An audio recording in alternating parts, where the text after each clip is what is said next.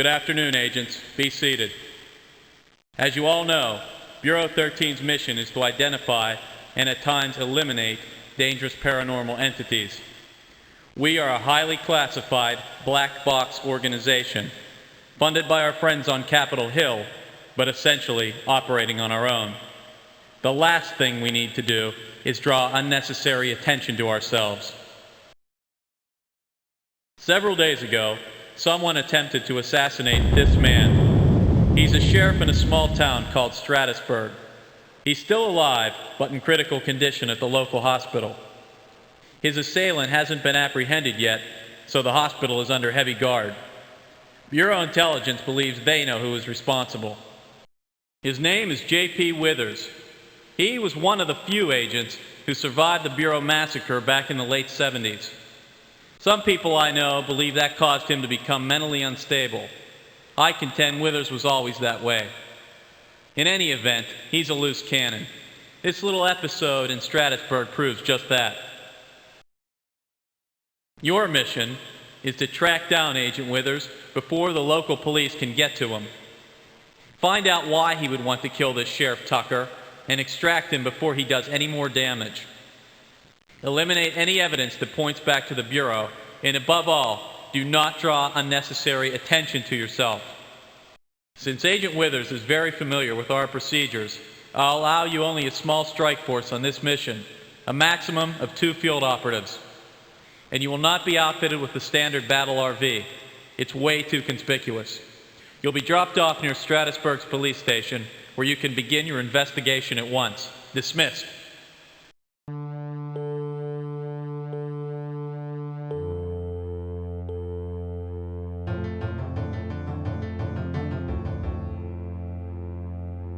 I'm an expert in computer architecture, programming, electronics, chemistry, and physics. I prefer to use my head in a crisis rather than my fist, but if I have to, I can usually throw together a few odds and ends to make an effective weapon.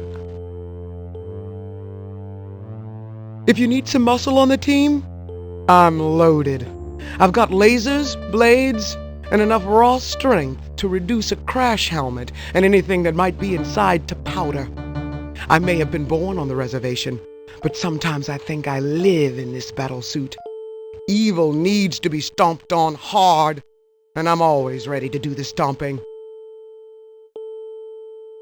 I'm afraid I'm not much with me fists. My father would tell me that makes me a poor Irishman, but I can still hold my own on a mission. I spend a great deal of time studying the supernatural, and have a fair knowledge of magic. If you need someone to drive back the foul beasties from hell, I'd be more than happy to join you. Listen, you want somebody who can get you in and out without no witnesses? I'm your boy. But I'm no fighter. I got more class than that. I get in and out, and nobody even knows I was there. As a 200-year-old member of British aristocracy, I must confess I contribute a good deal of level-headed experience and personal style to any mission. Oh, and did I mention that I'm also a vampire? As such, I have greater than normal strength and the ability to turn into mist. I can also turn into various animals, but shan't. It's a filthy and degrading habit. Don't you agree? As a white witch, I control the more gentle side of magic. I am proficient at light, divination, and dowsing. But when the need arises, I can also call upon awesome forces of nature. Few things can withstand the destructive power of earth, air, fire, and water. I will use these powers only for good. I can also brew up a mean pot of Earl Grey tea.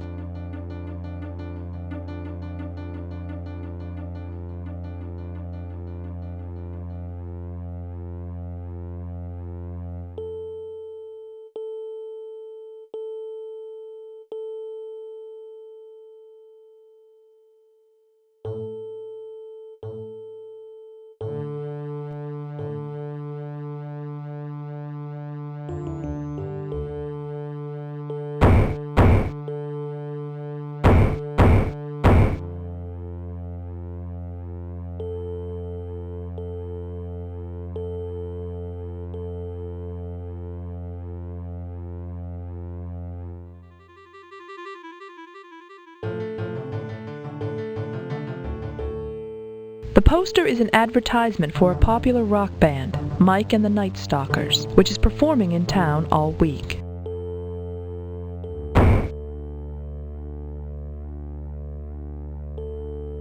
You can clearly see the front page of today's issue of the Stratusburg Watcher. The paper costs 25 cents. The headline reads, "Mad Bomber Strikes Again. Police have evidence and several important leads."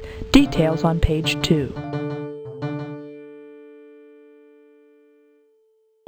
You can clearly see the front page of today's issue of the Stratusburg Watcher. The paper costs 25 cents. The headline reads, "Mad Bomber Strikes Again. Police have evidence and several important leads." Details on page 2.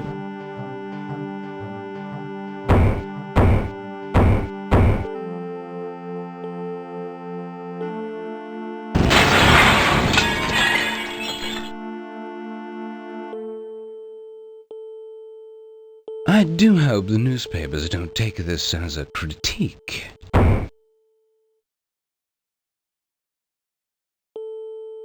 The top of the newspaper vending machine has been completely destroyed. The ground is littered with shards.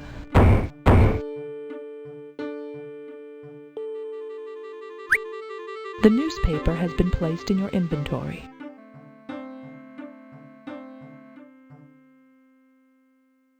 In order to use an object, you must first pick one up out of your inventory. The article about the assassination attempt indicates that some vital pieces of evidence were recovered from the scene of the crime. The police are holding these for future examination in their evidence locker.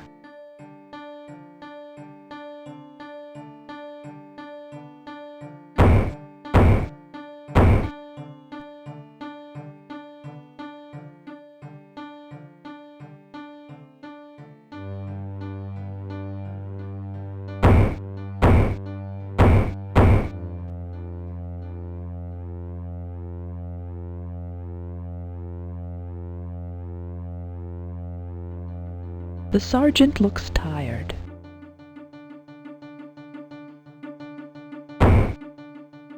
The desk sergeant's wastebasket is filled with crumpled sheets of paper from the typewriter. Apparently, the sergeant needs to take a typing class. A course in fire prevention might also be helpful, especially since cigarettes like the one the sergeant is smoking are a common cause of most fires. An unlocked plexiglass door covers the fire extinguisher. A small sticker near the bottom of it reads, "Use only in case of emergency."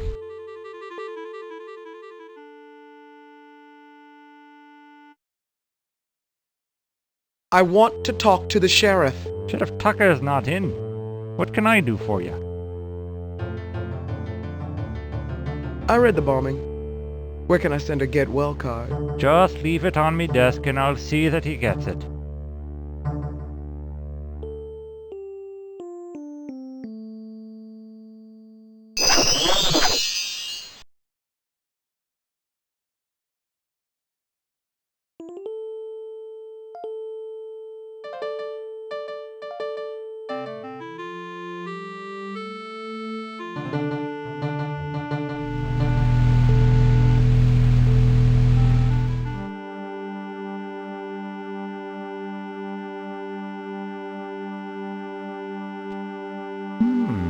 It's getting awfully smoky in here.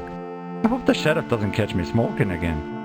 I'd die of embarrassment if it weren't redundant.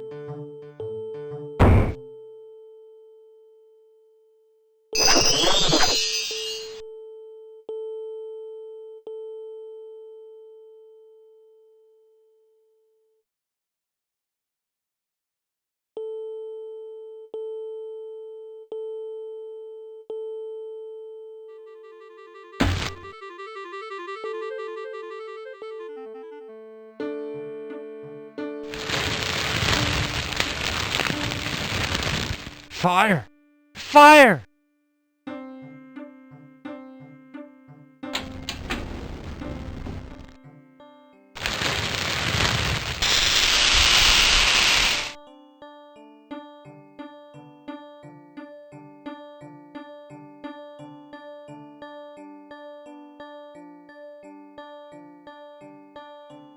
A small bottle of superglue lies on the sergeant's desk.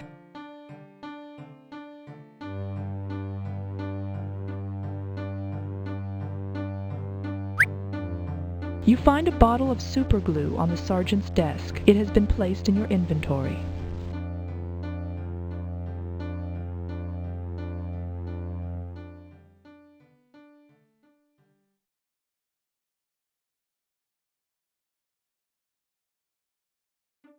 It only requires a couple of drops of superglue to permanently fuse the fire extinguisher door shut. It would take a mech suit to get it open now.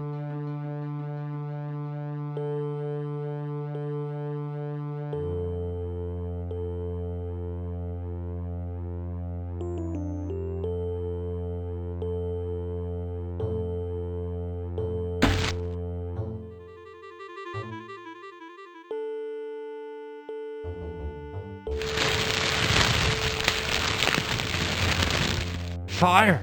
Fire!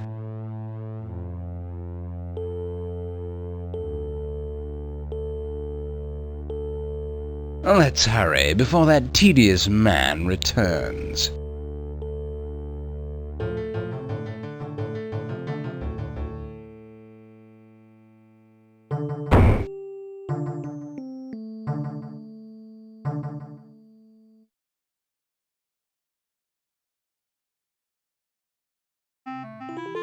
This is Sheriff Tucker's desk drawer.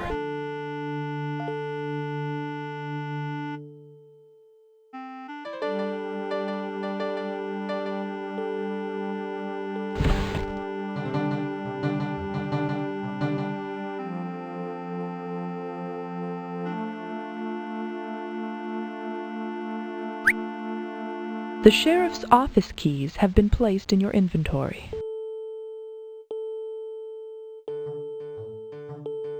The security monitor is currently focused on the evidence locker.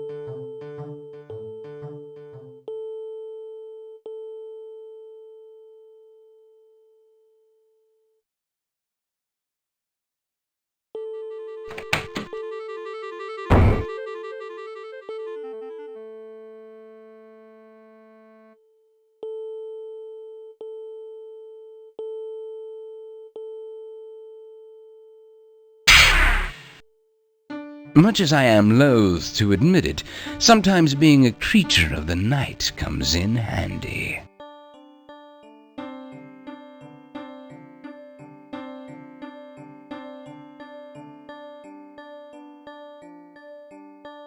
The fuse is easily removed from the fuse box. It has been placed in your inventory. This could come in handy if my armor gets a short.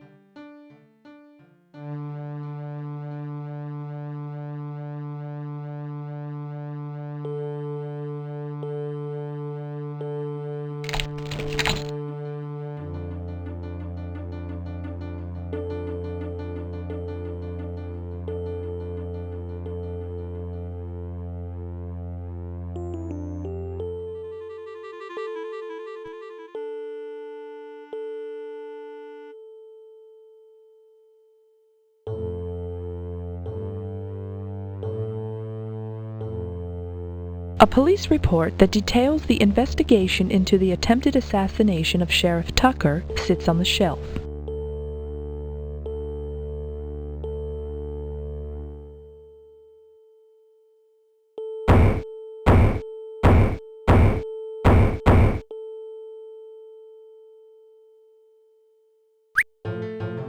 With the security camera disabled, you are free to take the police report.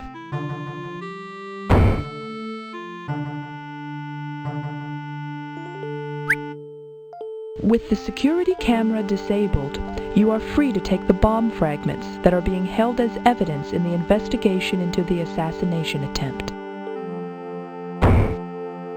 The police use this camera to photograph vital evidence during criminal investigations.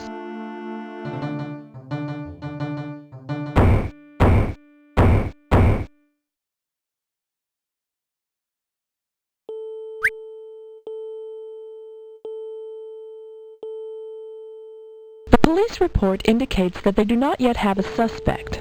It says that Sheriff Tucker is still in intensive care, having experienced some extraordinary luck in avoiding being killed. The report further indicates that some C4 plastic explosive, similar to that used in the bomb, was recently stolen from Advanced Instrumentation, a local military contractor. The folks at AI have been most uncooperative in the investigation for some strange reason. Probably some national security thing. The report also indicates that 2 other leads have not yet been explored. Rick's Electronics, where it is assumed that the electronic detonator was purchased, and the town's delivery service, where the packaging box may have been acquired. These leads are considered slim at best. There are really very few clues to go on. Phew. JP's been a busy little psychopath, hasn't he? As far as you're concerned, it's just a pile of charred junk.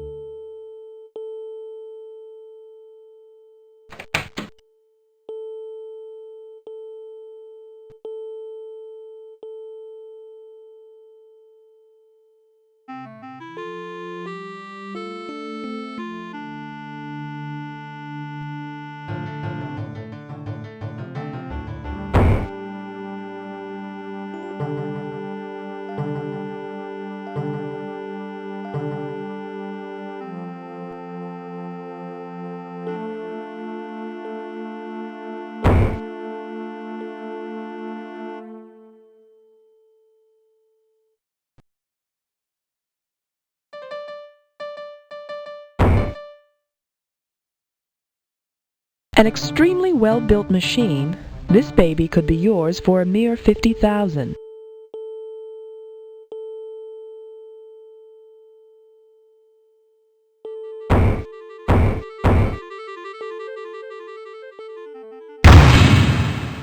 Warning. You are tampering with a computer-secured vehicle. Please step away. I hate being threatened by machines that are bigger than me.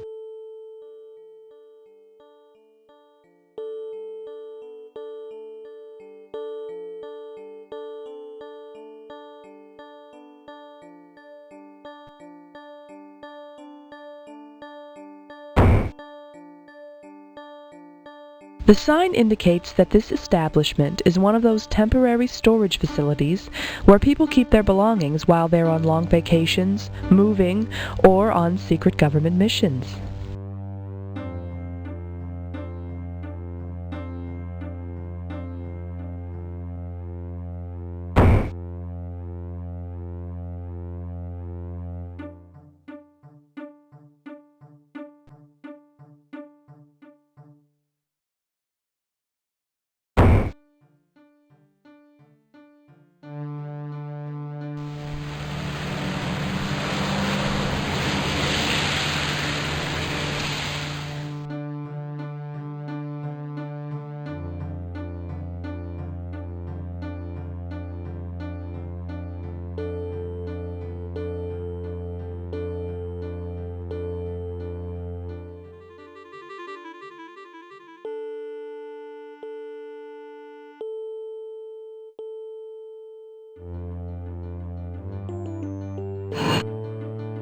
After careful inspection, you notice several of the bricks on the wall are loose. One of them comes free with a little effort. It has been placed in your inventory.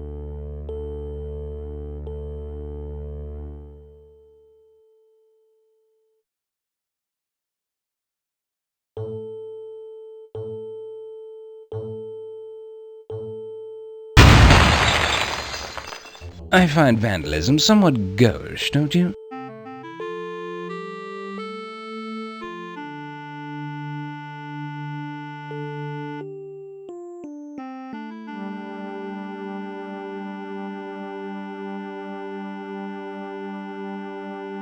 You see a pair of wire cutters sitting on the shelf.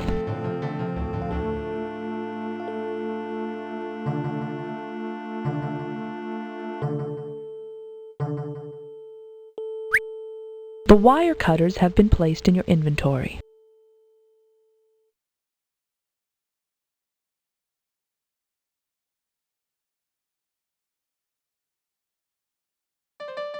The answering machine is surrounded by several loosely scattered cassette tapes.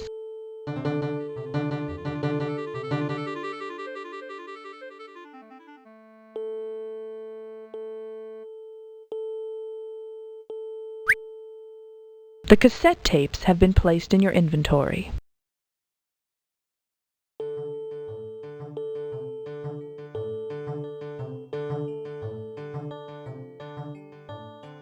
Hi, I was just wondering if you carry 110-volt step-up transformers? I'll call back tomorrow.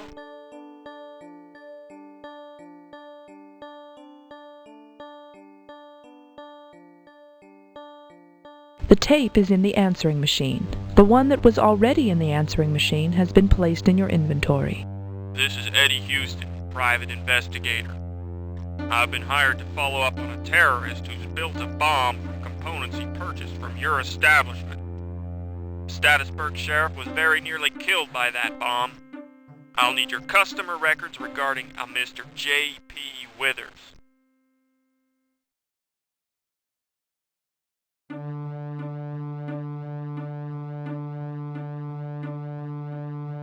The tape is in the answering machine. The one that was already in the answering machine has been placed in your inventory. Hi, dear.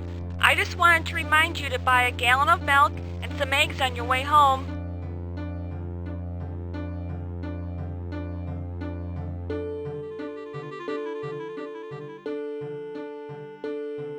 The tape is in the answering machine. The one that was already in the answering machine has been placed in your inventory. Listen, jerk. I hear the cops have come around asking about a guy named J.P. Withers. You don't tell them nothing, see? There's a couple of feds out there snooping around too. You talk to feds or cops, and you meet.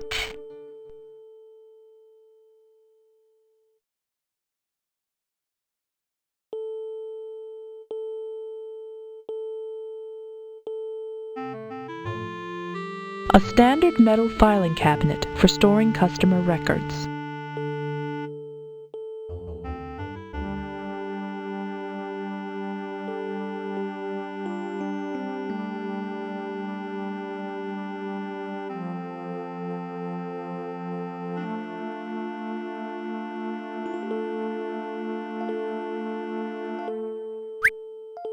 The customer records file has been placed in your inventory.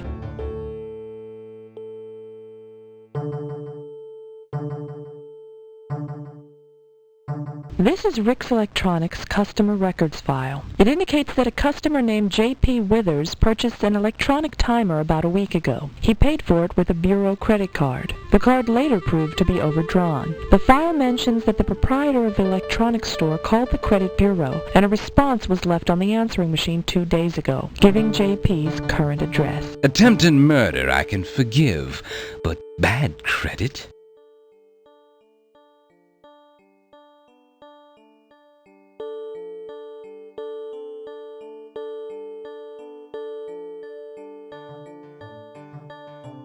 It is some kind of electronic measurement device. There is no way of telling what function it performs.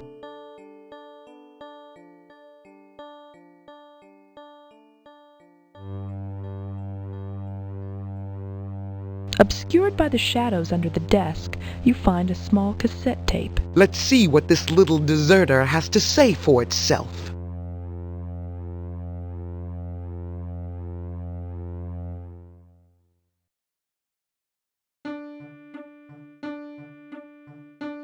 The tape is in the answering machine. The one that was already in the answering machine has been placed in your inventory. Hi, this is Jessica Turner from Acme Credit Checks. I'm returning your call regarding a Mr. J.P. Withers. His last reported address was 146 5th Street. We've checked it out. Unfortunately, that's the address of a used car lot. If you see Mr. Withers again, please cut up his government credit card. It's been revoked, but he's continuing to use it to rack up quite a huge bill.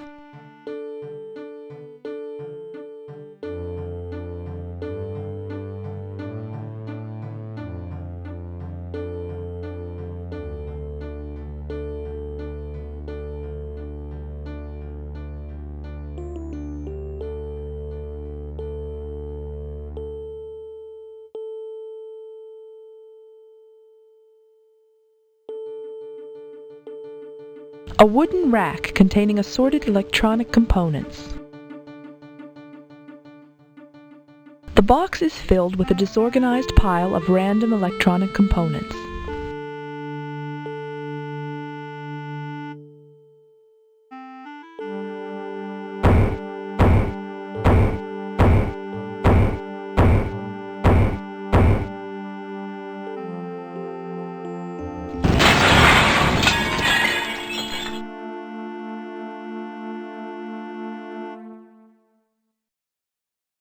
A considerable amount of cash has been placed in your inventory. That wasn't much of a challenge.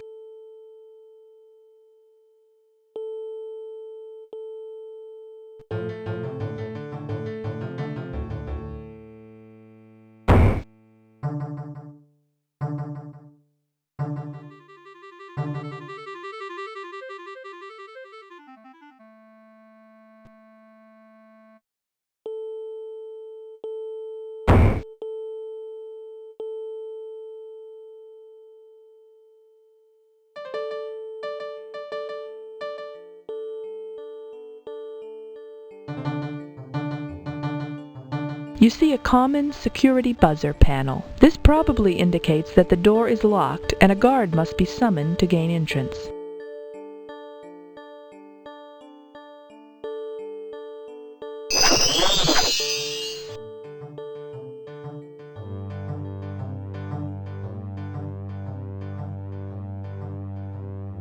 Unfortunately, this door is too well sealed. Alexander cannot float under it in his mist form. Weather stripping, the bane of vampires everywhere.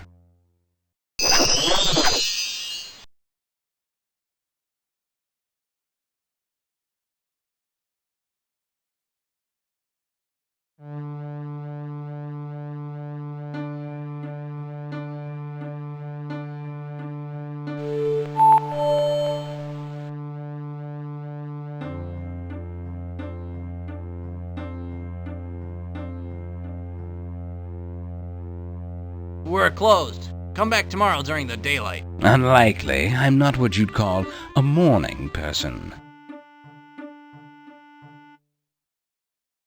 Hello, might I come in for a bit? I don't suppose it's dawned on you that it's nighttime. We're closed.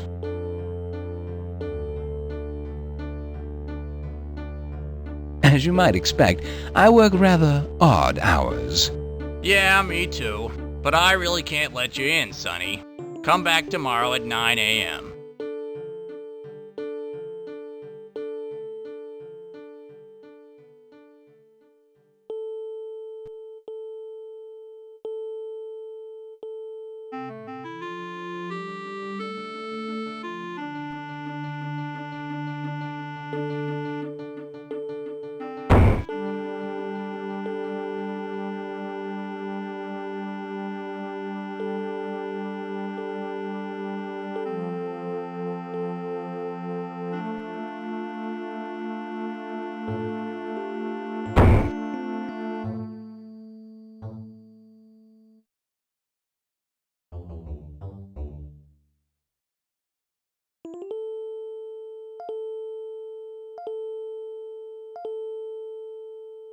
An ordinary metal dumpster.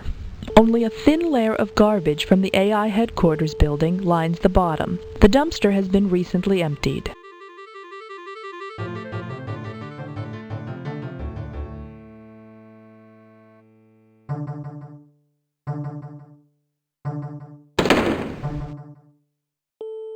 If there's anything more degrading than going through other people's refuse, I hope someone drives a stake through me before I discover what it is.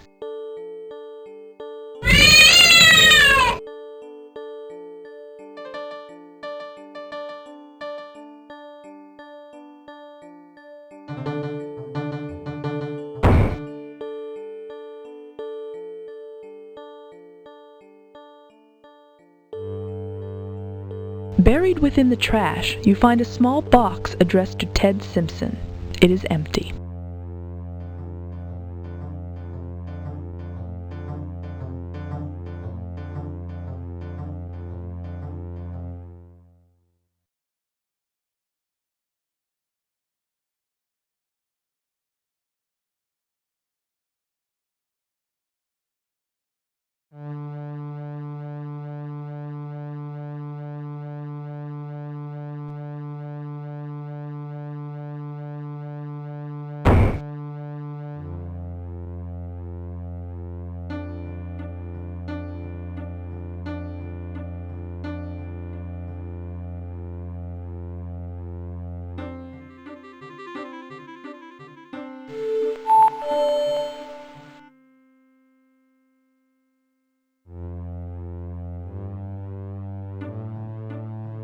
We're closed. Come back tomorrow during the daylight. Unlikely. I'm not what you'd call a morning person. Looks like a package for Mr. Simpson. Alright, leave it on the receptionist's desk. I just hope getting out isn't equally as difficult.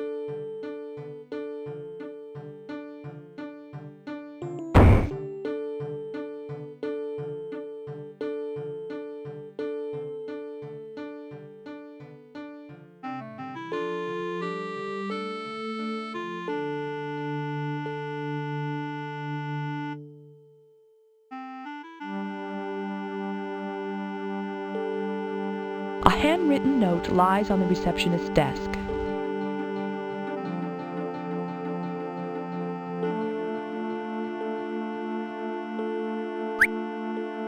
The secretary's note has been placed in your inventory.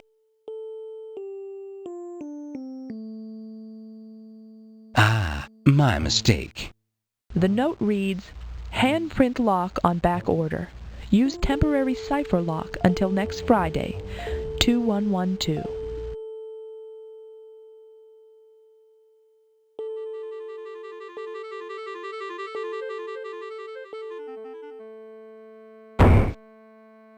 A sophisticated industrial copy machine.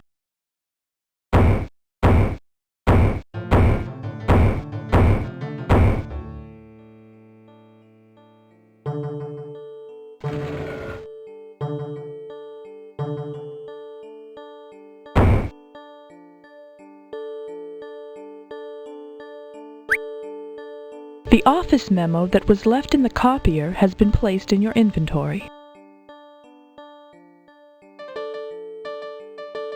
The office memo is from AI's corporate vice president, a gentleman named Ted Simpson. It reads, to all employees, in the event that anyone investigating the recent break-in and subsequent theft of plastic explosives should ask you any questions, say absolutely nothing. The issue is a matter of national security, and the federal government has arranged to investigate it. Most importantly, do not mention the security videotape of the break-in. It is being kept safe until the FBI can arrange to pick it up. Failure to comply with this memo will result in your immediate dismissal. I'd say these boys have something to hide.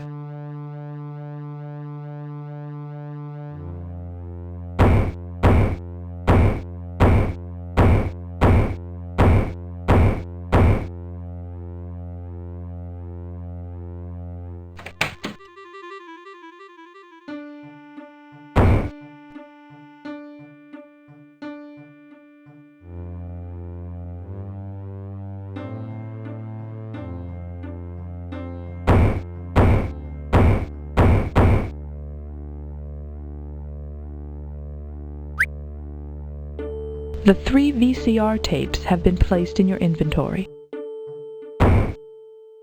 The window in the security office has a commanding view of the alley behind the building.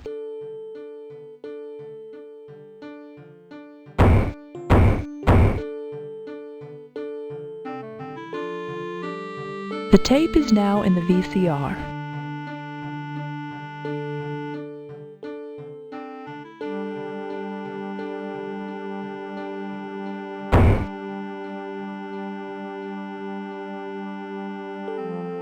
The tape is now in the VCR. The one that was already in it is in your inventory.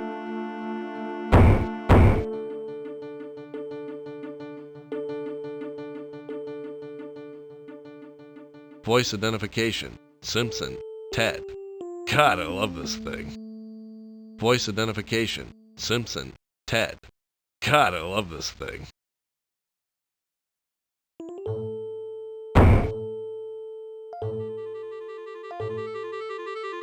The tape is now in the VCR. The one that was already in it is in your inventory.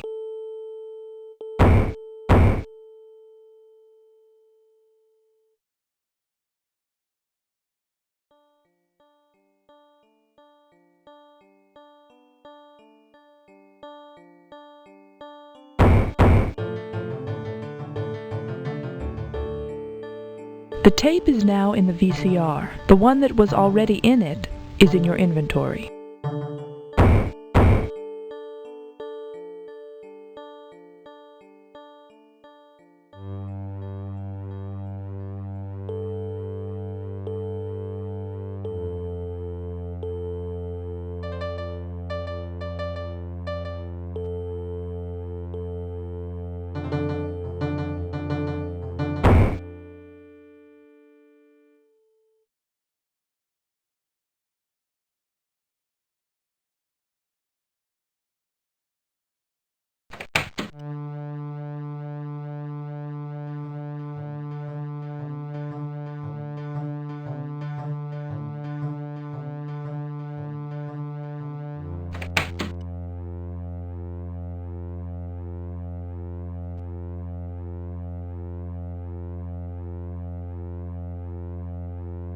Very posh in a nouveau riche sort of way. It is an odd painting of some kind of reptile man wearing a hooded cloak. Ted Simpson's desk is extremely well crafted and obviously quite expensive. The fact that it is devoid of any work-related material seems to indicate that Mr. Simpson is probably a lazy, self-important executive.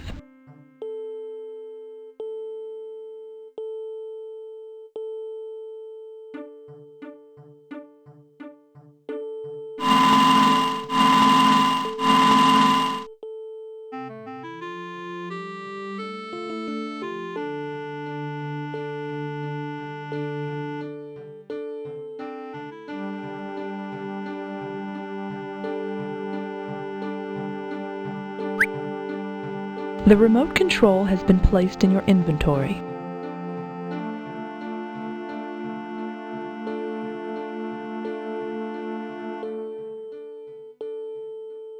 Nothing happens. The batteries appear to be dead.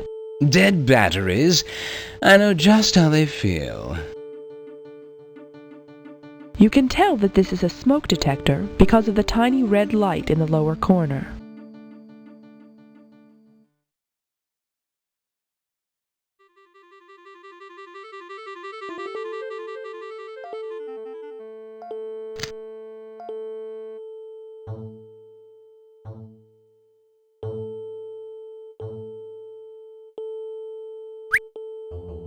The battery has been removed from the smoke detector and placed in your inventory.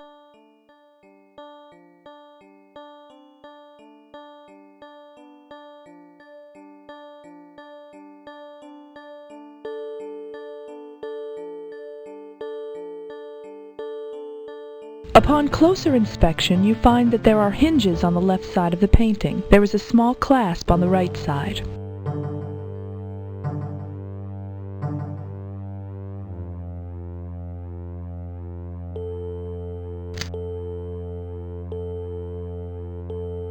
Do paintings over safes ever really fool anyone?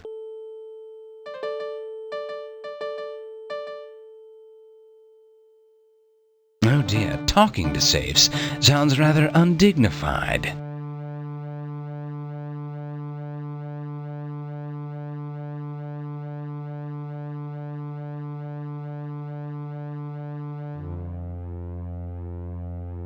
You see an extravagant VCR unit with stereo sound, high-definition cable hookups, and a genuine black marble veneer.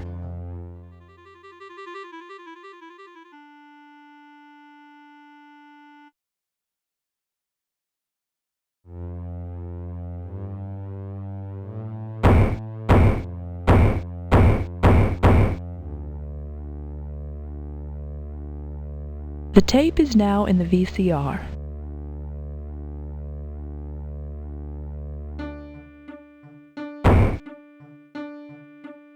Nothing happens. The batteries appear to be dead. The battery has been put into the remote control.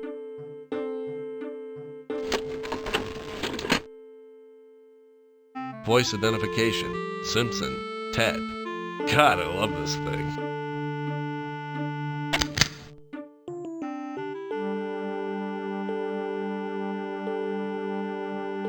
Inside the safe, you see a VCR tape. It is labeled Break-In.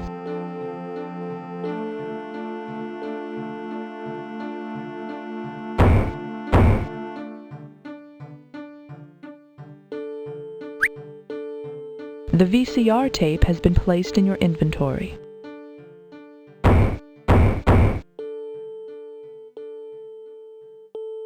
The tape is now in the VCR. The one that was already in it is in your inventory.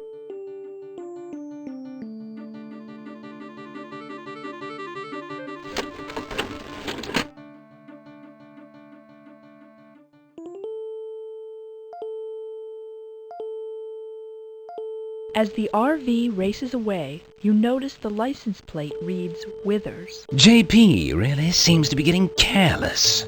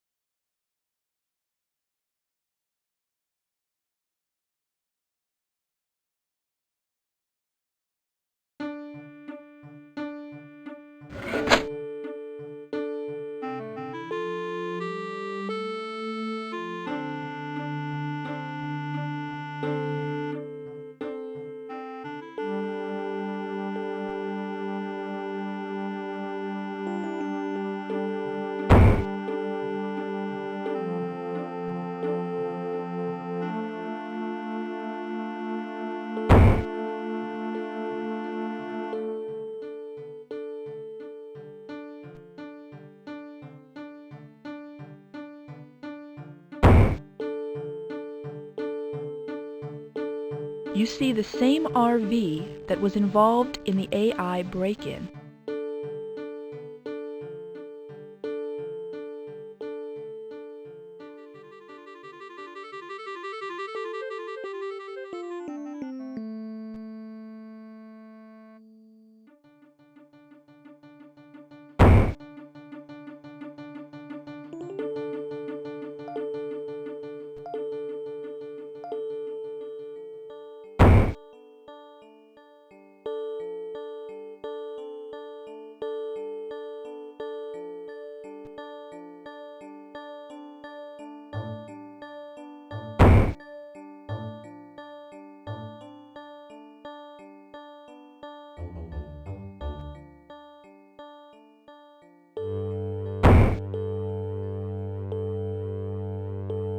The Help Wanted sign indicates that the messenger service is in need of a delivery boy.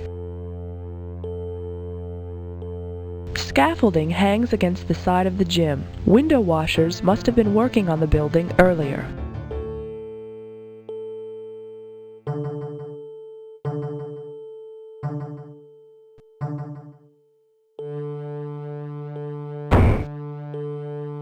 Can I help you? No? Well, feel free to look around. I'm a little busy right now, what with my new delivery boy quitting on me. The guy only took the job 2 weeks ago. He worked 4 days and then disappeared without so much as a fare thee well. Amazing, huh? Sounds like JP really bombed at this job.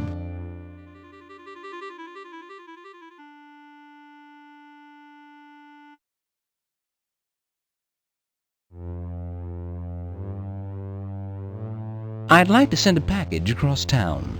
Sure. Fill out an addressing form and leave your package on the desk.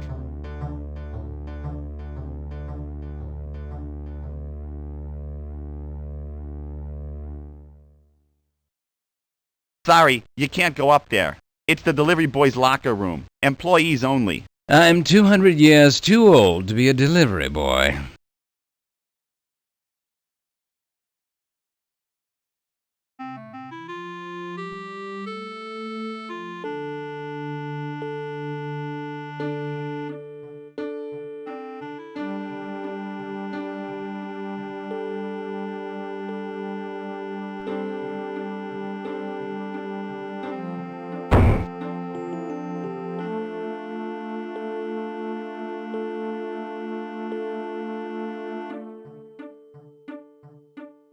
You can see from here that the window is locked. If you want to get into the hospital, try going through the front door.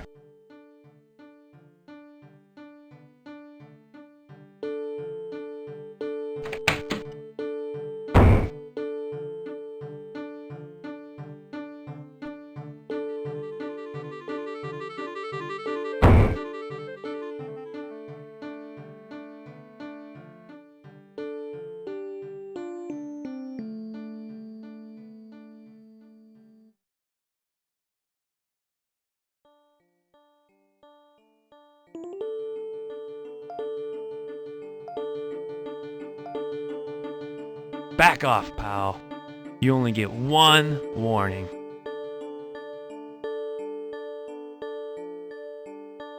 Who are you guarding? Sheriff Tucker, what do you want? Dr. Brandt, please report to surgery. Dr. Brandt, please report to surgery.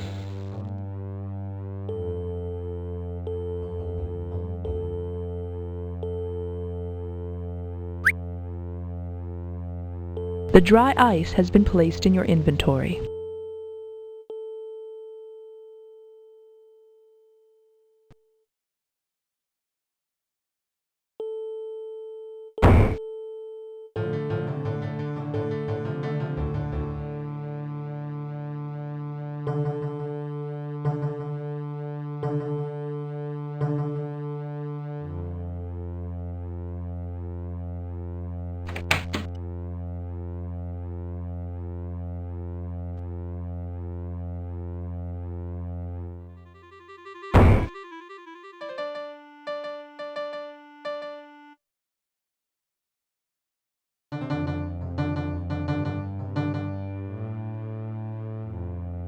In case you haven't noticed, that's the women's locker room.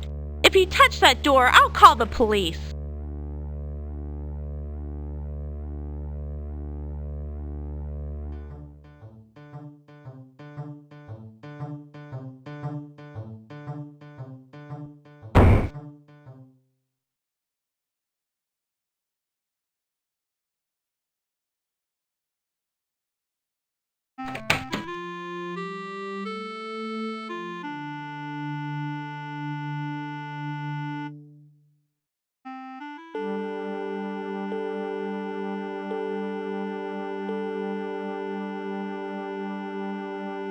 Is this the women's locker room?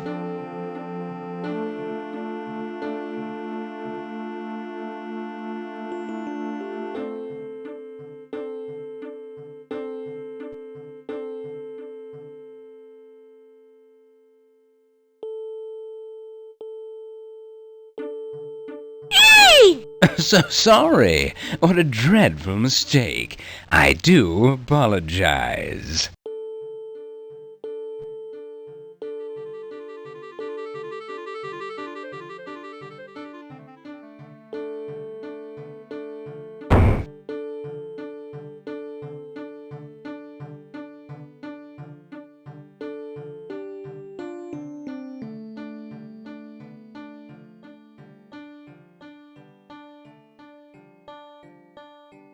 We're from maintenance. Clear the locker room, okay? You're kidding, right? Where do you want those women to dress? In the street? You'd better come back some other time.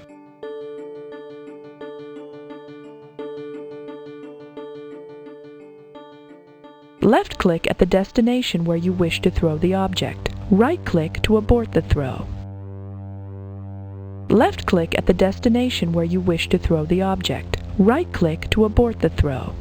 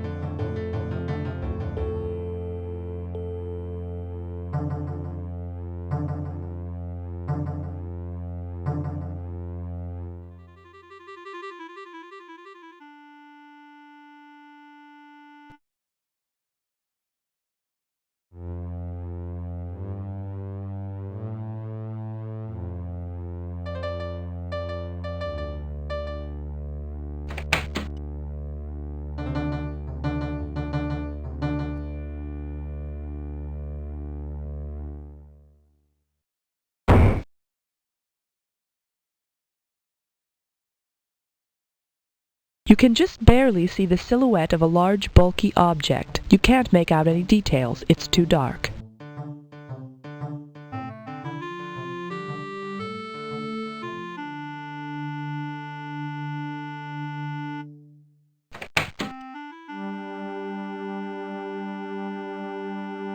The fuse box is fairly simple to understand. 3 of the 4 fuses are functioning. The 4th one, the melted black one, is not.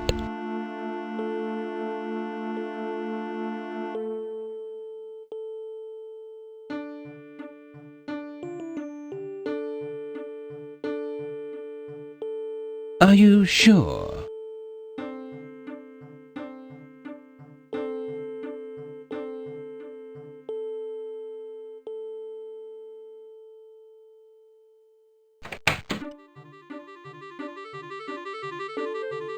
The locker is closed.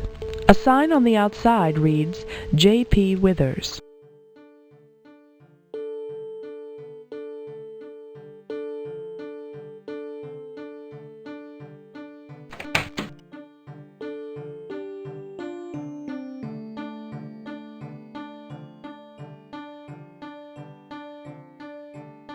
There is something very wrong with the contents of Agent Withers' locker. You can't bring yourself to pick up the jacket inside. It causes you intense pain. Ouch! Bugger all! That stings frightfully. Ah, my mistake.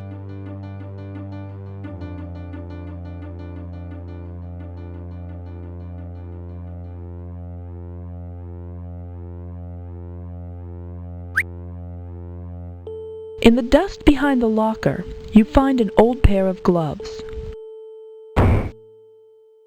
Even though they're not very stylish, the gloves are a perfect fit.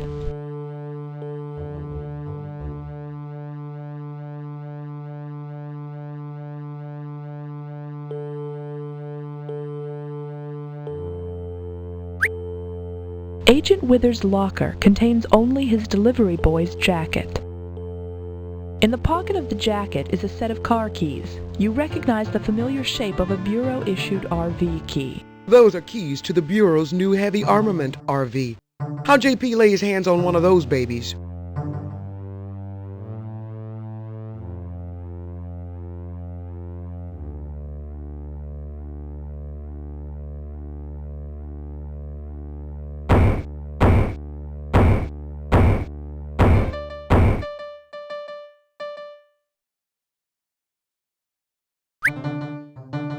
The empty waste can has been placed in your inventory.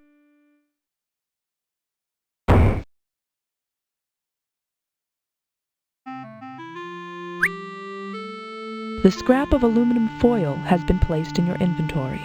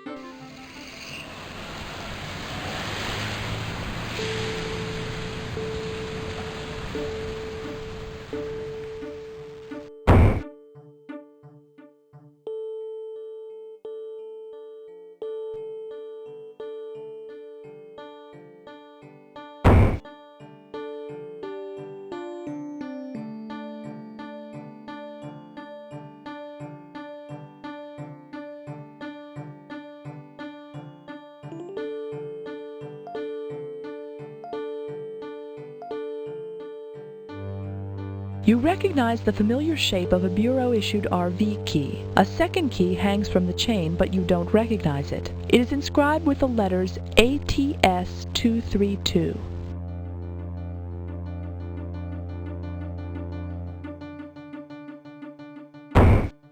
You can't open the RV. The door is locked with a magnetic scan card reader.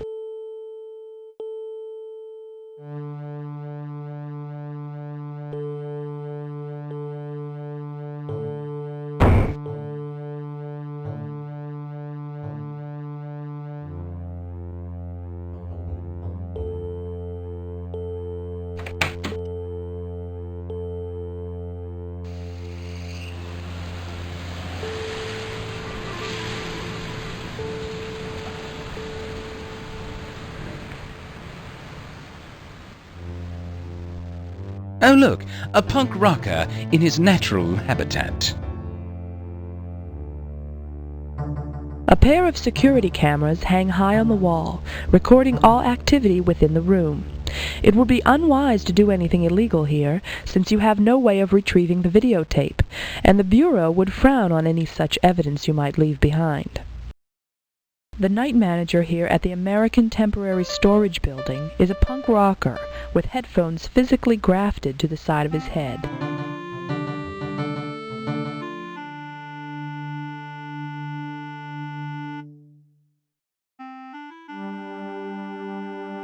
The ledger contains records of everyone who stores or retrieves items with this company. Scanning through these records, you can see that J.P. Withers put some items in storage about 3 weeks ago. He hasn't yet retrieved them.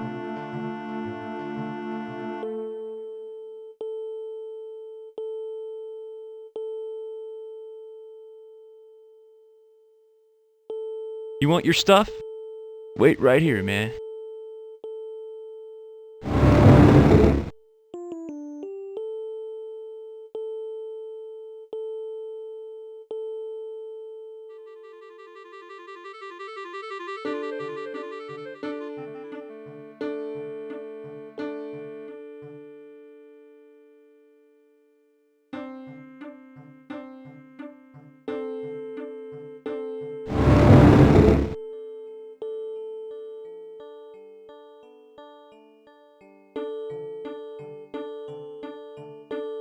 Thank you. You may return to your stupor now.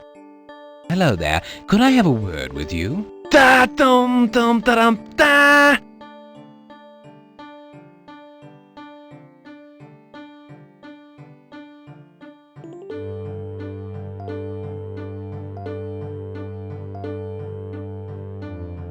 The ledger contains records of everyone who stores or retrieves items with this company. Scanning through these records, you can see that J.P. Withers put some items in storage about 3 weeks ago. He hasn't yet retrieved them.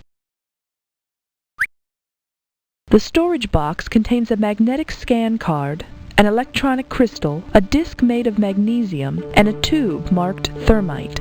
These objects have been placed in your inventory.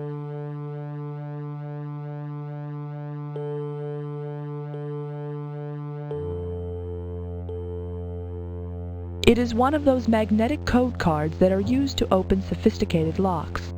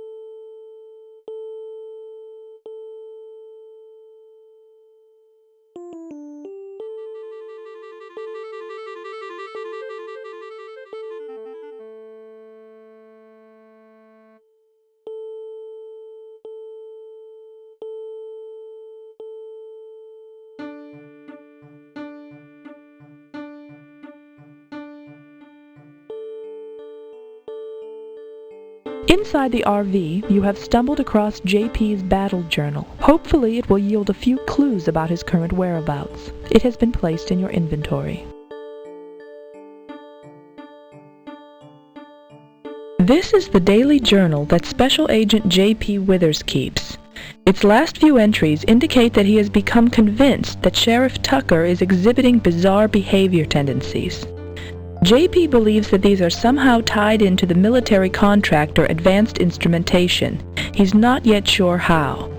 According to some medical records that JP apparently stole from the hospital, doctors removed some sort of behavioral modification microchip from the back of Sheriff Tucker's neck. The journal also mentions that JP noticed a few worshippers in the area from the cult of Stellarex. He's not sure if they're involved in all this or not. The last entry, dated today, indicates that JP intends to finish off Sheriff Tucker at the hospital tonight.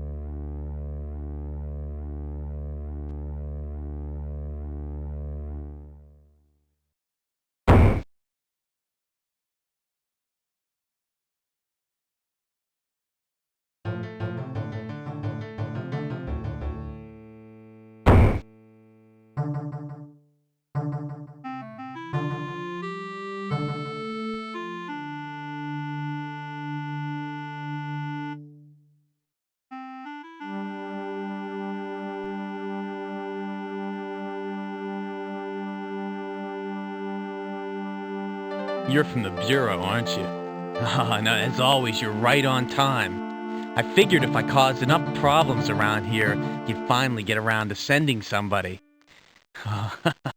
It looks like this is Sheriff Tucker's lucky day. I won't actually have to kill him. Now, I'm going to tell you something. You people had better figure out what the hell is going on with Tucker and fix it. Because if you don't, I'll be back to waste him. What hit me? Last thing I remember, I got a strange phone call from that computer programmer at AI. She said something about an artificial intelligence virus running wild or something. I went to check it out, but there was that thing. It came out of the shadows laughing and screaming. I never even got a chance to pull my gun. And who was the guy in the suit standing behind the creature? And what about that psychopath dressed up like a delivery boy? He tried to kill me. God, what's going on here? Don't worry, sir. This has all been just a twisted dream. What's this? A security badge for the Advanced Instrumentation's weapons manufacturing plant. Here, take it.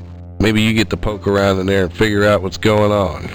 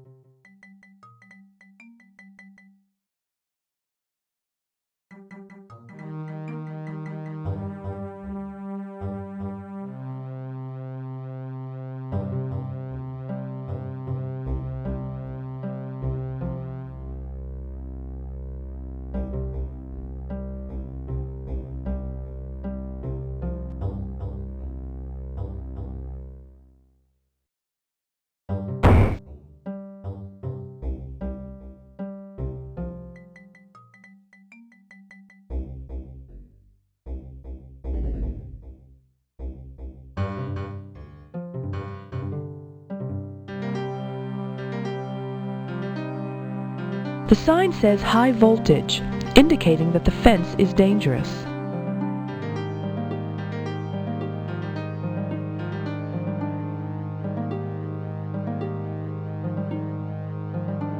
This is some sort of communication panel, through which the delivery drivers request entrance into the Advanced Instrumentation Manufacturing Facility.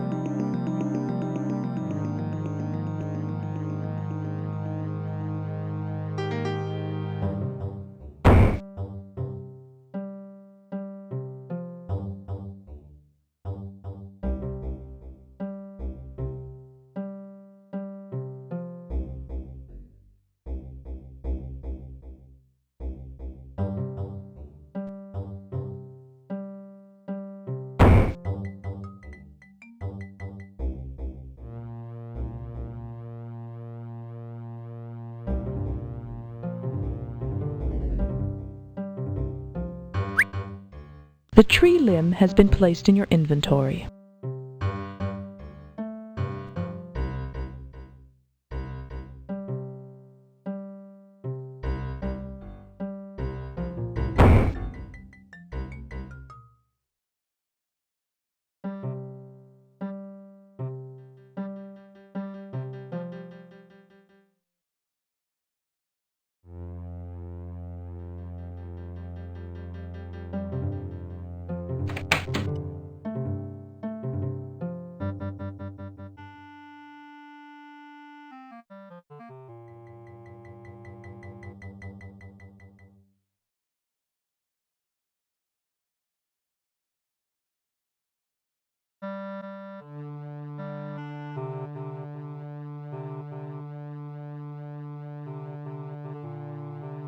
The side of the road is lined with a dense row of trees. They consist mainly of evergreens, oak, and elm trees. Some of the trees have cracked or broken limbs. It looks as if a heavy storm has recently passed through the area.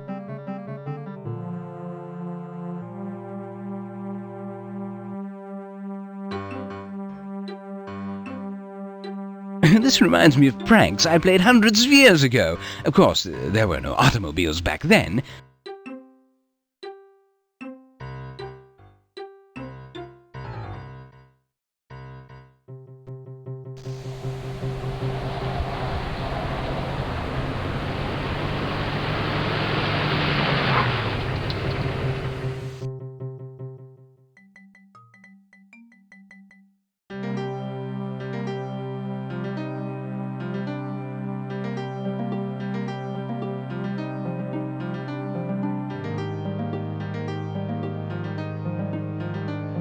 The scaffolding is operated by means of an electric motor. The cables are mounted to a support bracket on the third floor.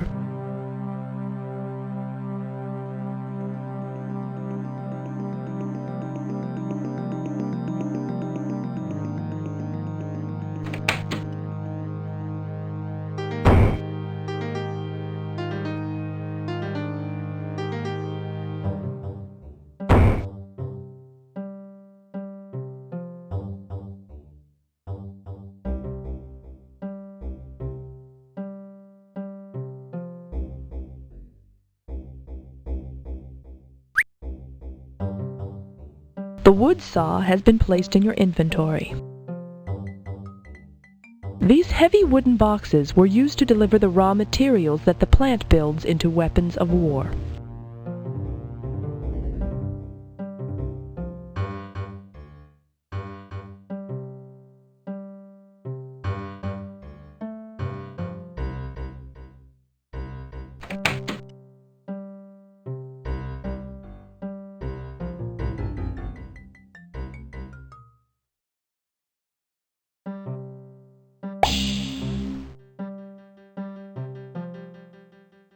The power has been turned on.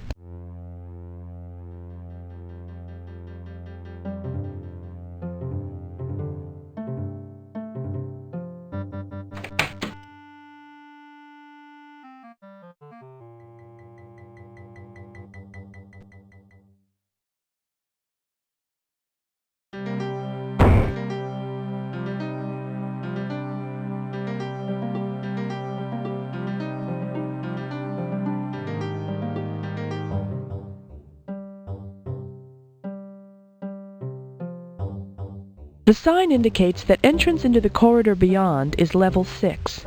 This requires a special level 6 magnetic scan card. The sign indicates that entrance into the room beyond is level 4, or unguarded.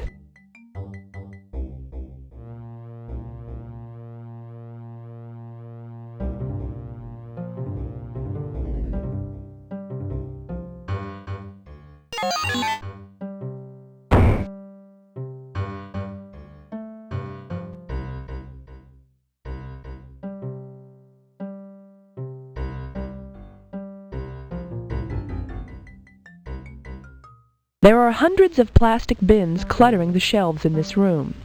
Each contains some sort of electronic component. This cage elevator leads to a lower level. The elevator is closed and looks non-functional. The elevator control panel seems to be damaged. A device that looks like a handprint lock has wires hanging limply at its side. Next to this, a numeric keypad is bolted clumsily in place. The note reads, "Handprint lock on back order. Use temporary cipher lock until next Friday, 2112.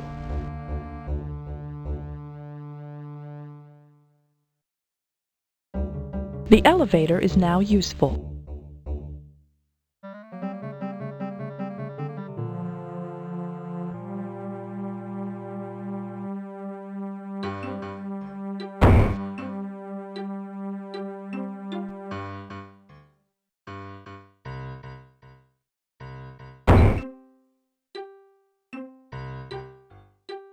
The sign reads, "Caution, lethal security system active." A thin, nearly invisible strand of wire leads from a pair of devices on opposite walls across the corridor. It's some type of tripwire. That's a mean sucker. I've seen those before.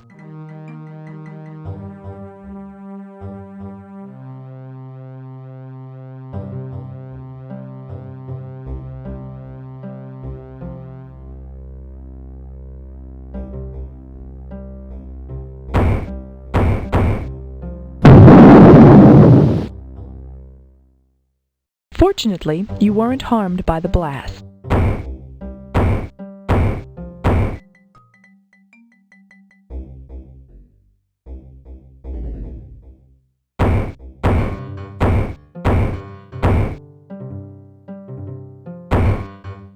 Several gas canisters sit on the floor.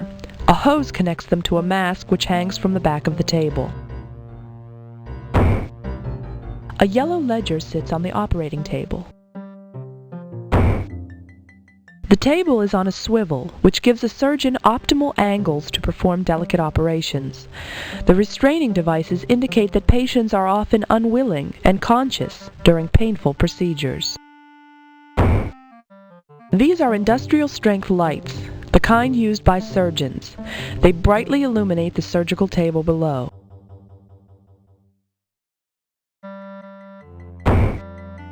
This is some kind of restraining chair. There are metal clasps for hands and feet, as well as a kind of helmet. A microscope device points to where the back of the seated victim's neck would be.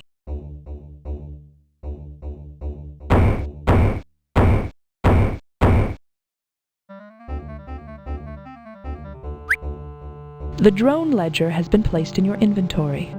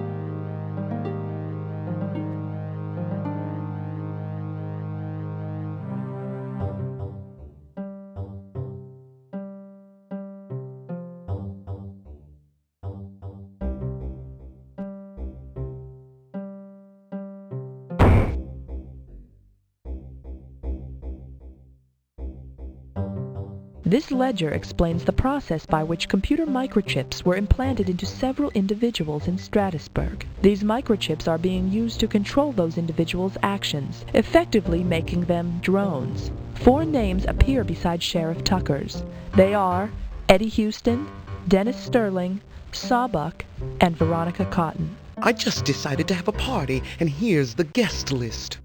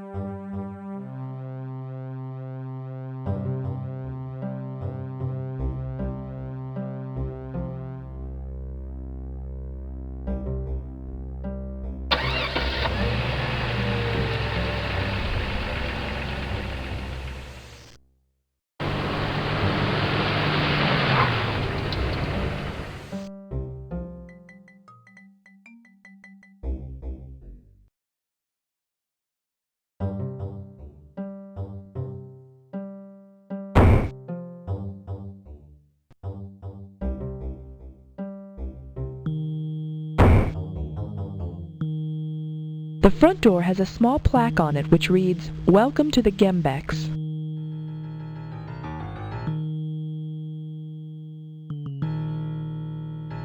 Get lost, dirtbag.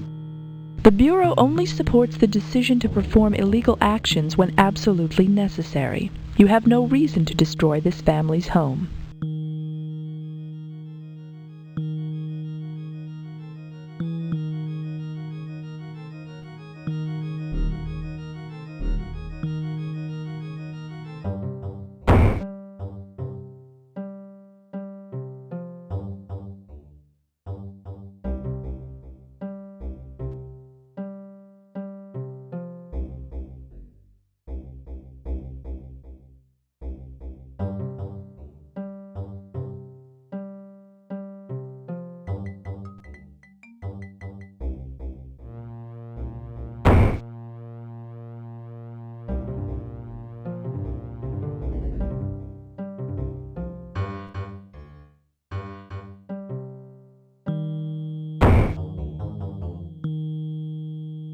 The bumper sticker on the car reads, "Check out the librarian." The car has a flat front tire.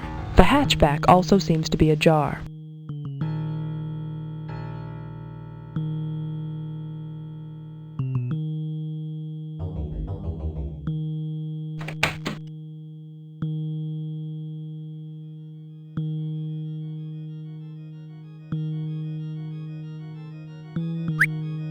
In the back of the car, you find a crowbar and a flashlight. Both of these items have been placed in your inventory. Never mind.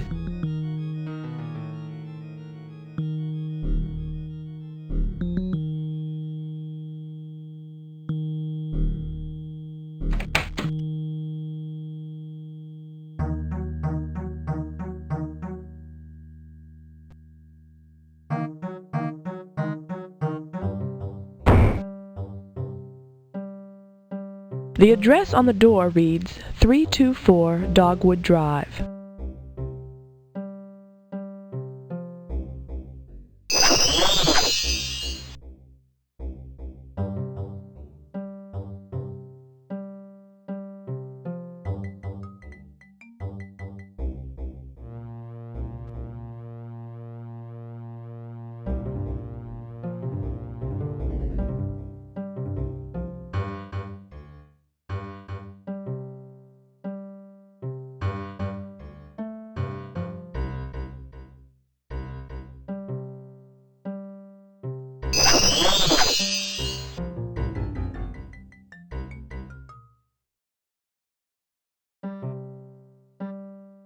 These are rare original hubcaps from a 1932 Torona.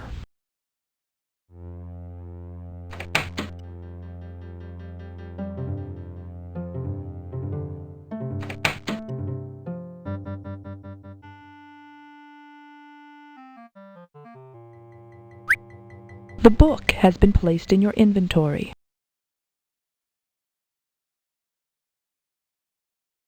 This book explains how to construct, implement, and/or deactivate explosive devices made from common household items. It explains that most trigger mechanisms can be neutralized with a pair of wire cutters. You'd think someone who works all day as a security chief would have a more relaxing hobby.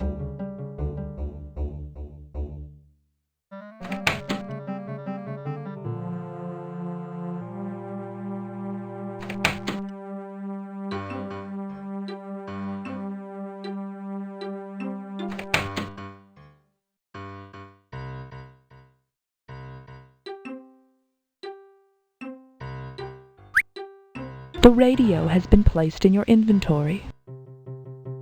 This is a portable radio. Hit B on your keyboard whenever you wish to turn it on or off.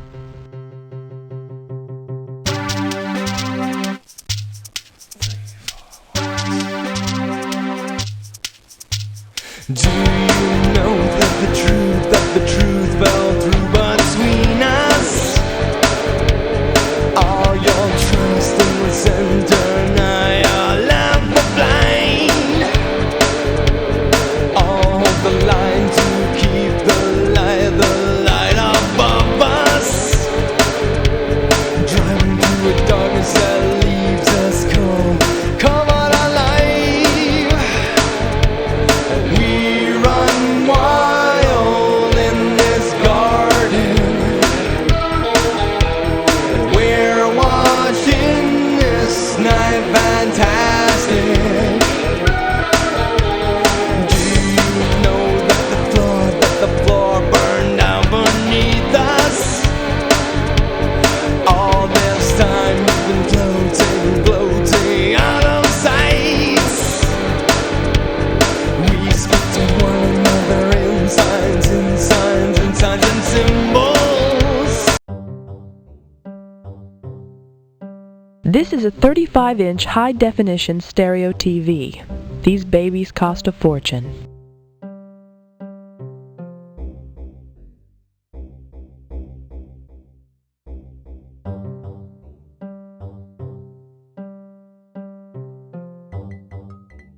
Sterling?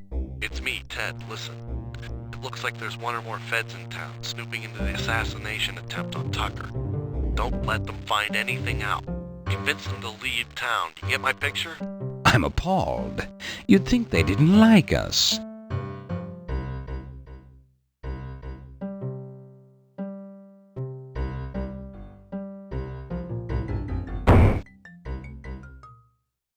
This is one of those false trunks that are used for decoration only. It doesn't really open.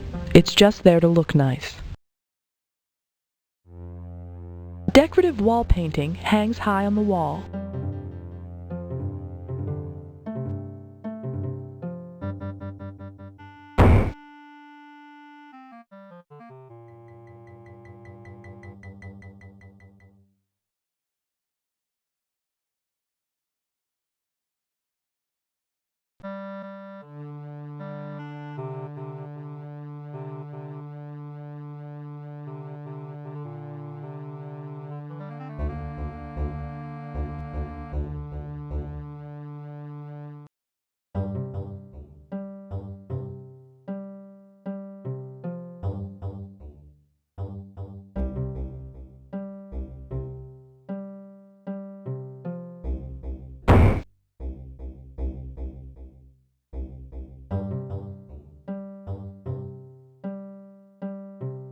Hold it right there. Are you talking to me?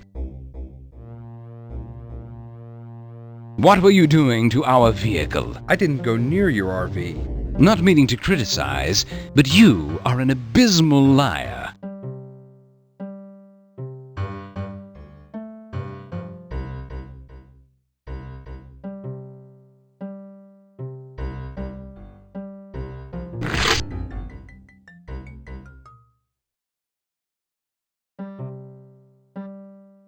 The chip is easily removed.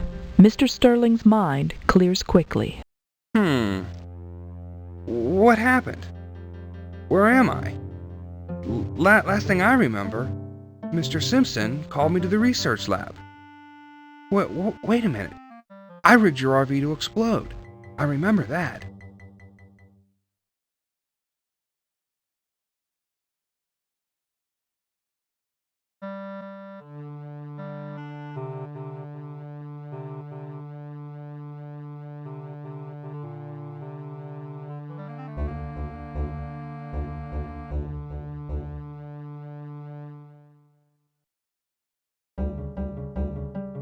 An explosive device has been attached to the door. Opening the door would almost certainly cause an explosion.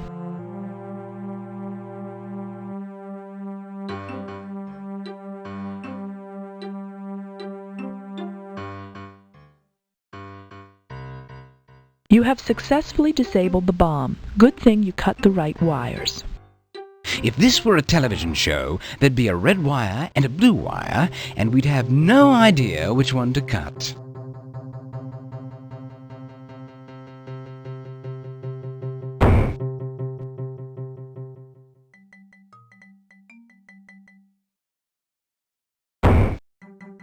The address on the door reads 332 Dogwood Drive.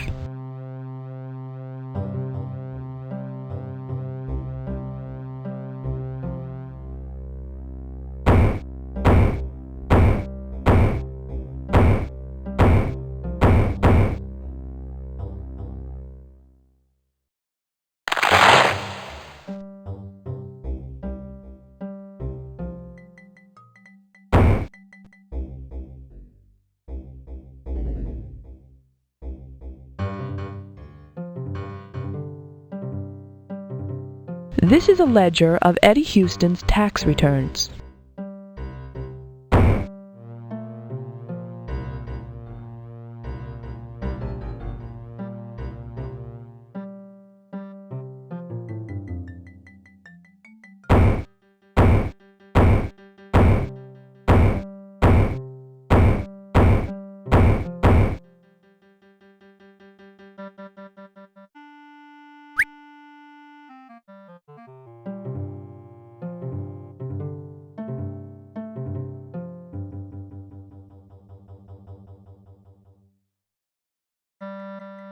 This bag is ideal for carrying vampire hunters' gear. Inside, it contains a shovel, garlic, and a wooden stake.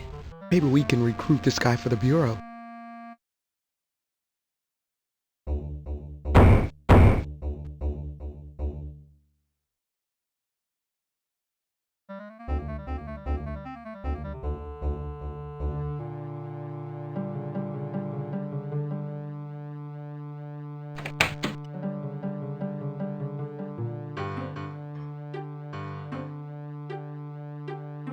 In the garbage can, you find a concert ticket and a note.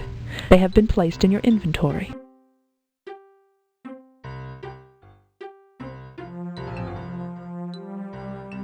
The note says, Eddie, here are a couple of tickets to Mike and the Night Stalkers tonight. Check them out. They're awesome. Chuck.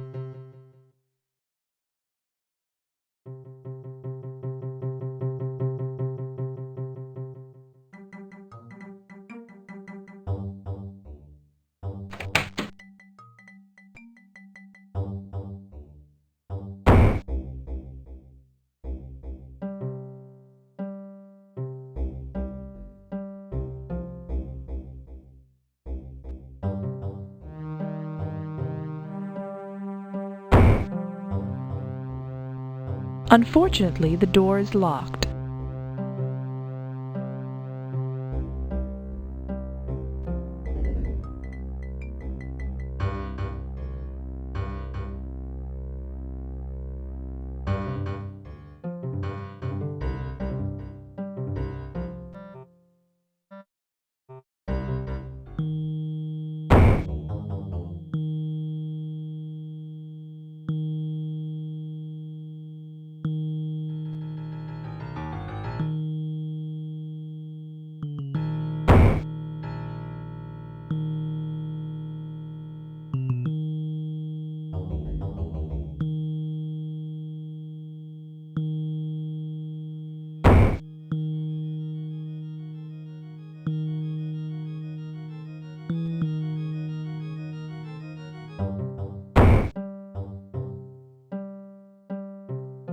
The sign points the way to Carver's Bar down the stairs.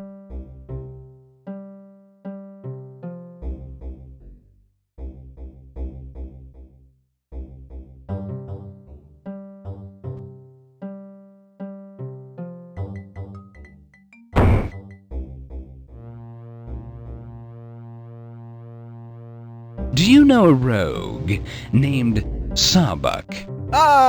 Me? No, I've never, heard of him.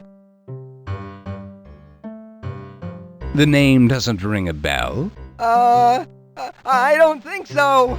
I've never seen so many stupid people in one place.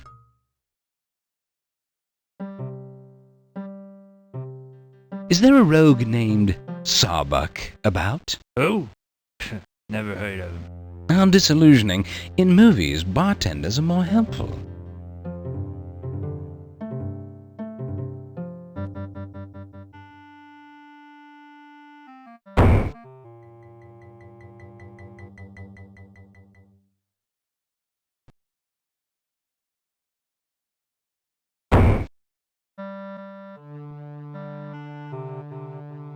The sign indicates that this is an herbalist shop. The proprietor sells herbs, natural curatives and remedies, and common items believed to hold slightly magical properties. Door leads into the herbalist shop. The light inside indicates that the store is still open for business.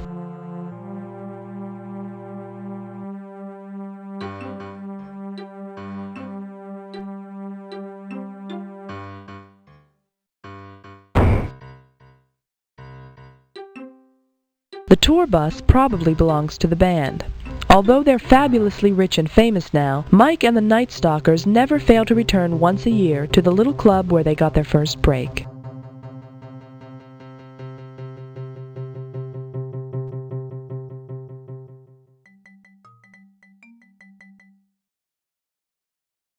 The billboard indicates that Mike and the Night Stalkers are playing here tonight.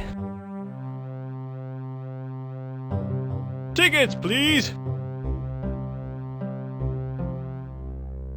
I need to purchase one. Sorry, show's sold out. Now move out of the way. Tickets, please!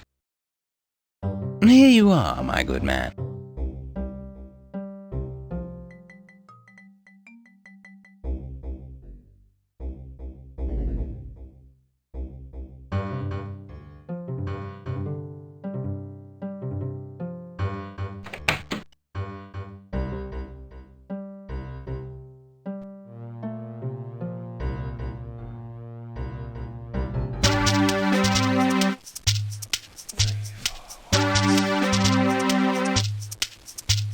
Do you know that the truth fell through between us?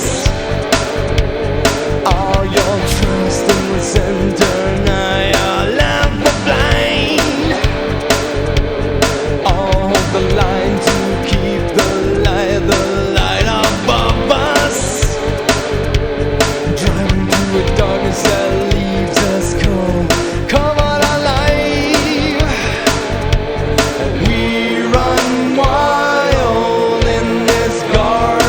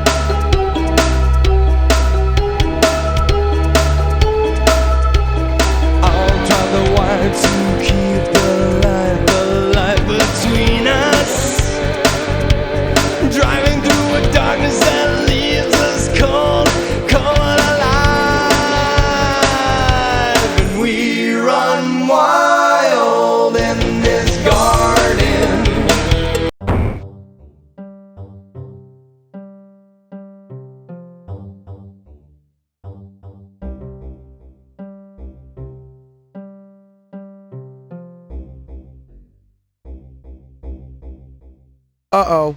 Lunatic alert.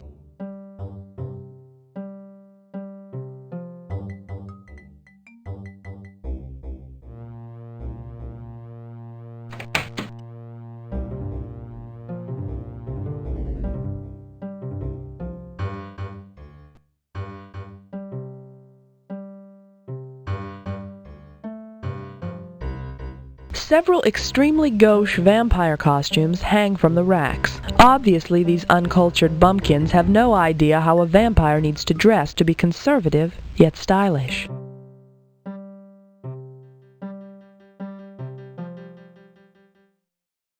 Inside the coffin stage prop, you find a note and some garlic. They have been placed in your inventory.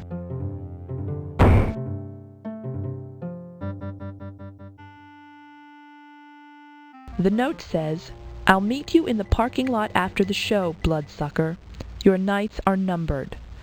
Eddie Houston, P.I." That term is highly insulting.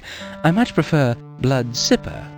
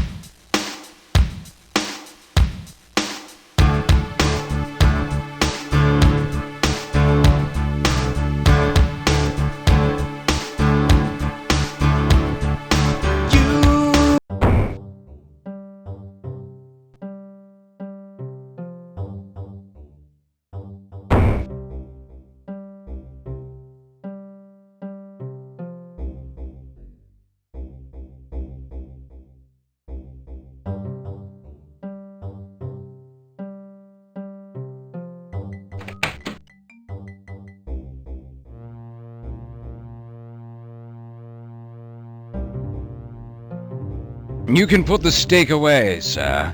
If there were any vampires here, I can assure you I'd be the first to know. You're not Eddie Houston, are you? Who wants to know? Face facts, Mr. Houston. You need help, and I can give it to you. What kind of help are we talking about? I can help you with the pressure you're feeling. Really, can ya? My neck is killing me.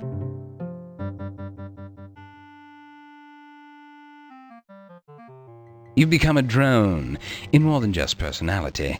Let me take that chip off your neck, and you'll be fine.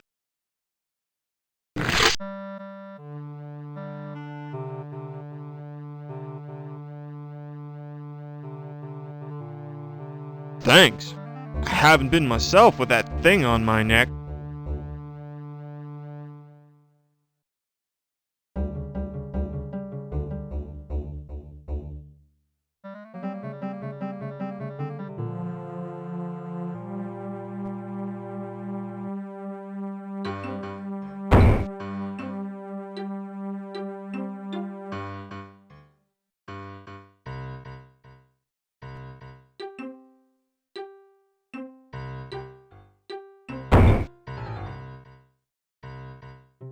Whatever this poster once said, it is now far too worn and faded to read.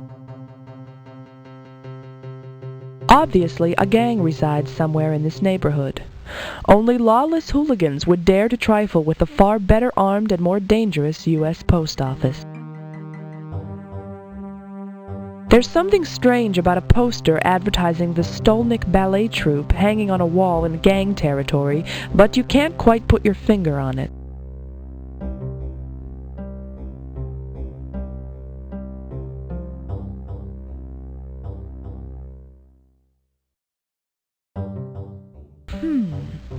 After careful examination, you find that there is some kind of tunnel hidden behind the poster.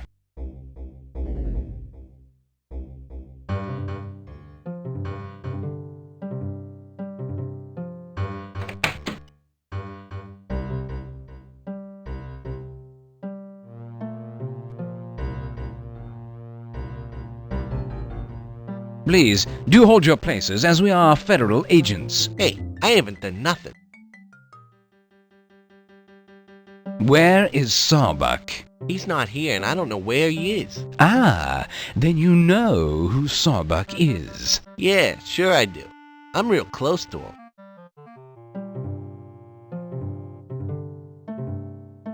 How do you know Sawbuck? I got into trouble once, and he helped me out.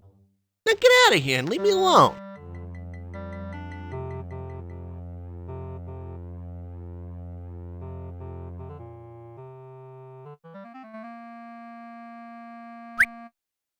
The depressants have been placed in your inventory.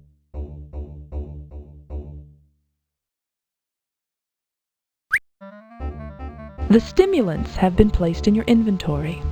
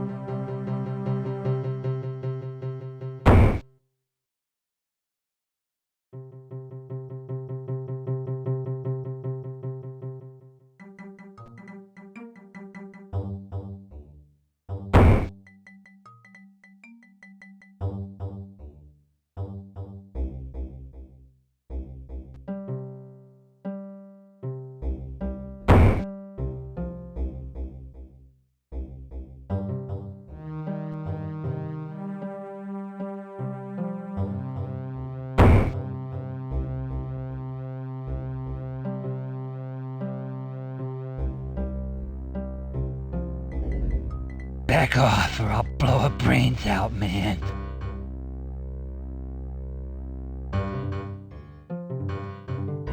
Sawbuck, let the girl go. I'm not getting taken in. Now back off. Let's go peacefully, Mr. Carver. Peacefully in handcuffs? I don't think so. You better back off. We can work something out. Now let her go. Nothing to work out. The girl stays with me. Now back off.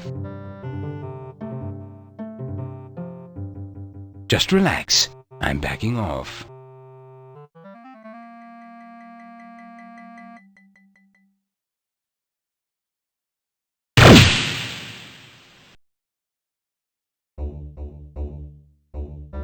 Back off or I'll blow her brains out, man. This will, of course, make things a tad more complicated.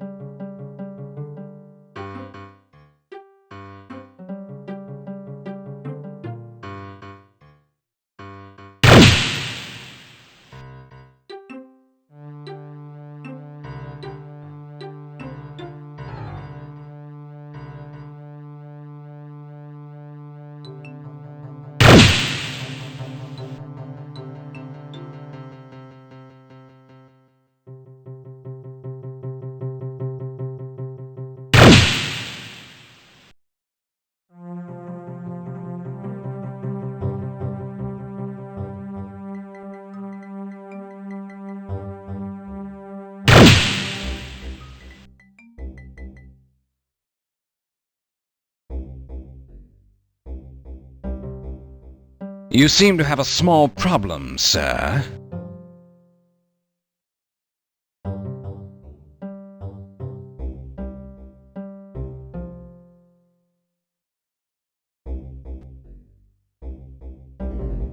I just couldn't do it, man.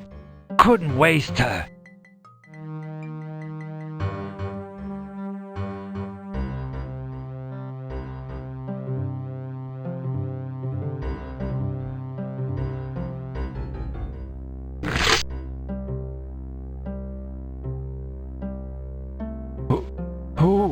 What? What's going on? It looks like he's back to normal. Completely useless.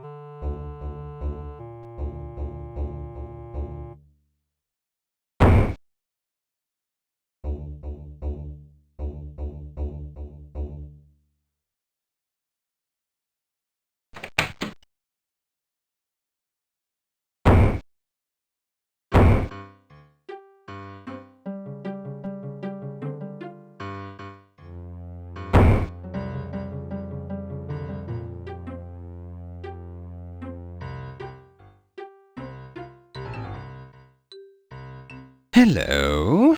Hi! Are you from that new natural health club that started up last month? Let me show you what we've got. We carry a full line of curative herbs, over 36 different varieties of beauty enhancers, scores of different types of tea, and hundreds of ingredients for potions. What can I show you?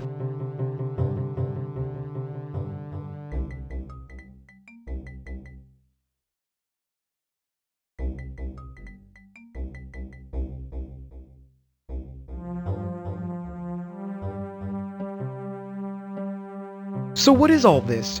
Is it all for magic? Yes, we carry a full selection of ingredients for potions, ritual spells, and charms of all sorts. We guarantee their quality. If your spell doesn't work, there's something wrong with your approach, not our ingredients. Interested?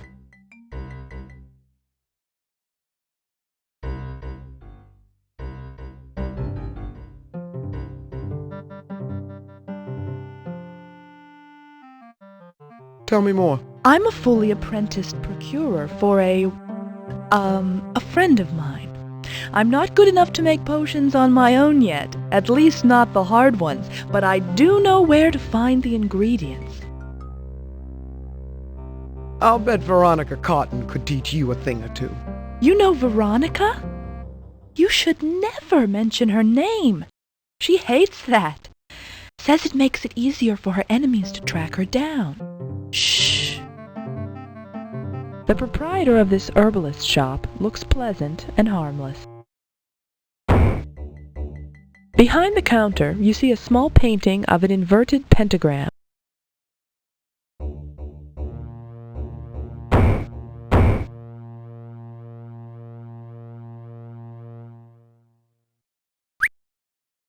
The amulet has been placed in your inventory. You wish to see me? Yeah? I'll send Elmo over.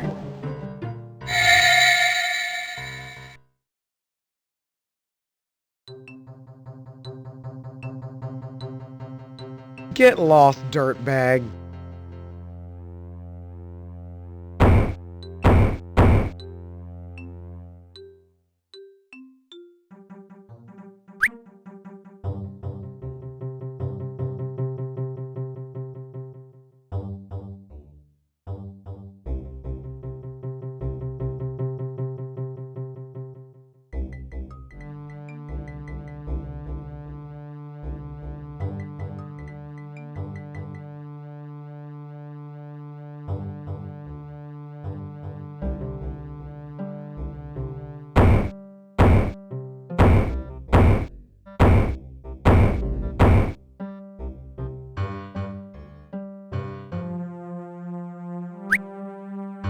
The drug has been placed in your inventory. Never mind.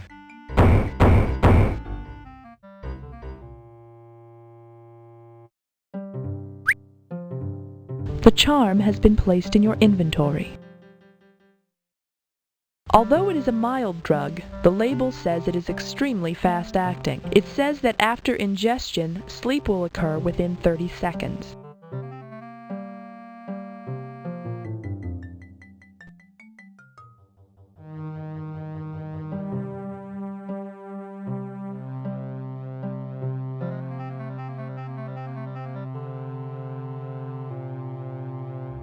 Elmo the cat must be Veronica Cotton's familiar.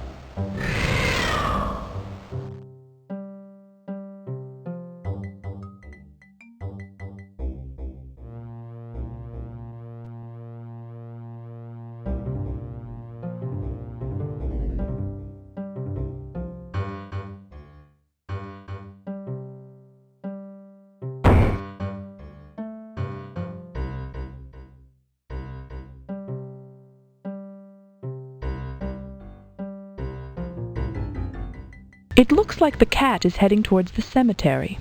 You'd better follow in the RV. I hope we don't end up at a fish market.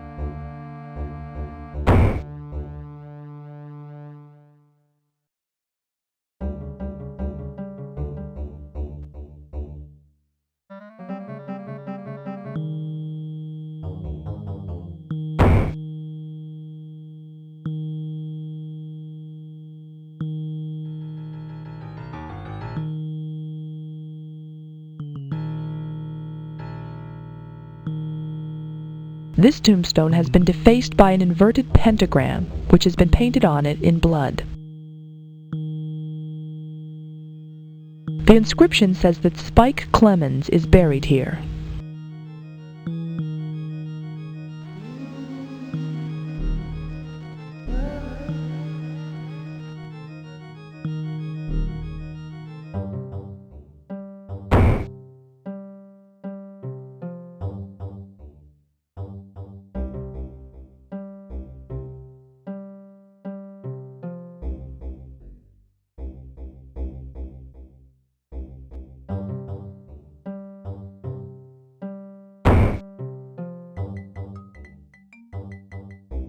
The chimney is made of a rustic but quaint red brick.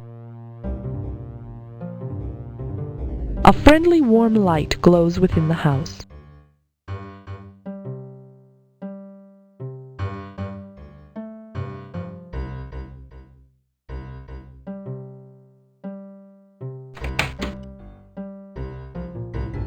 Saves me the trouble of kicking it in.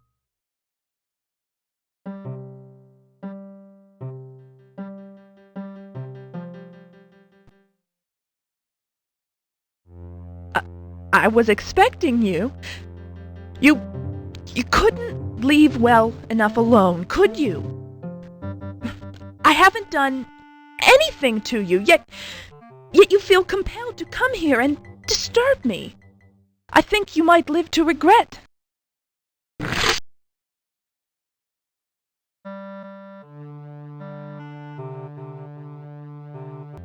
So, you've eliminated all my servants, have you? Bah! Come to me, fool! Meet your doom at the hallowed ground I have desecrated. Join the other departed souls in the cemetery I now control.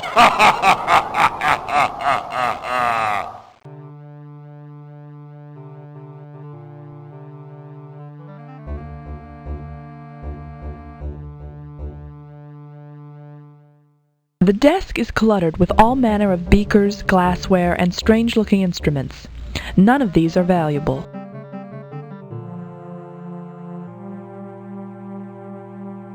The shelf contains several books, all of which are written in some obscure tongue you can't understand. Looks like one of those magic fire holders you see in the movies.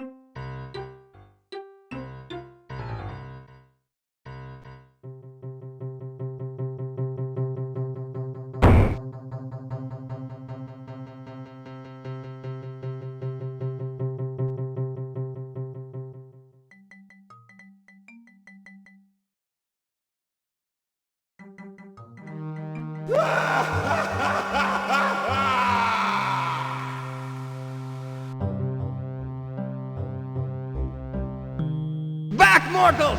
You may not enter the home of Stellarix! The Master condemns trespassers to a hideous death before dining on their entrails. His sacred temple is protected, impregnable, deceptive. It is death!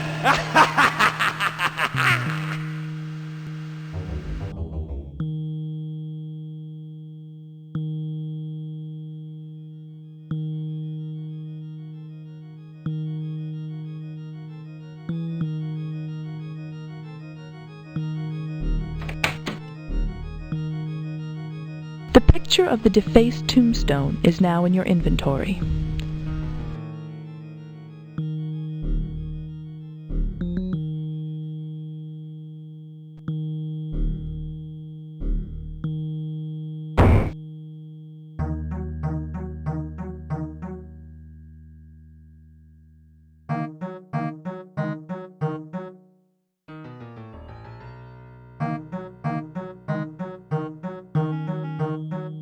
The Church of the Sepulchre is an old and beautiful landmark in the town of Stratusburg.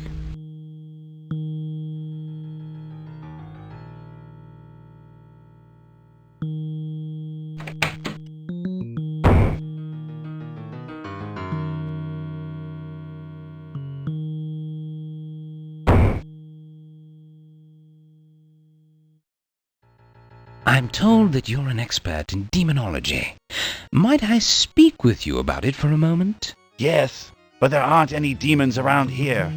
If there were demons around here, I'd get rid of them with the rite of banishment. I have a tome here in the church. This isn't necessary since the church cemetery is hallowed ground, and evil may not enter it.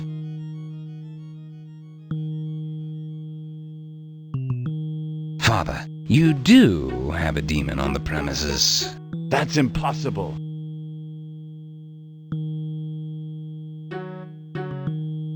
May I speak to you about magic?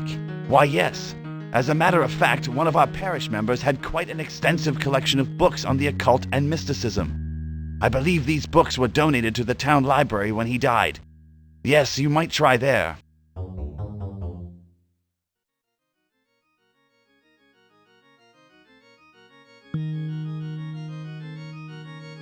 This photograph clearly shows one of the tombstones behind the church. A pentagram has been painted in blood on it. This is a sure sign that demonic activity is occurring nearby.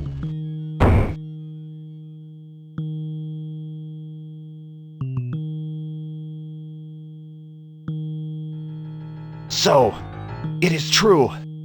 Here, take this tome of banishment and drive the demon from my cemetery. The tome containing the rite of banishment has been placed in your inventory. I'd carry it, but I'm afraid I have the most frightful allergy to religious tomes.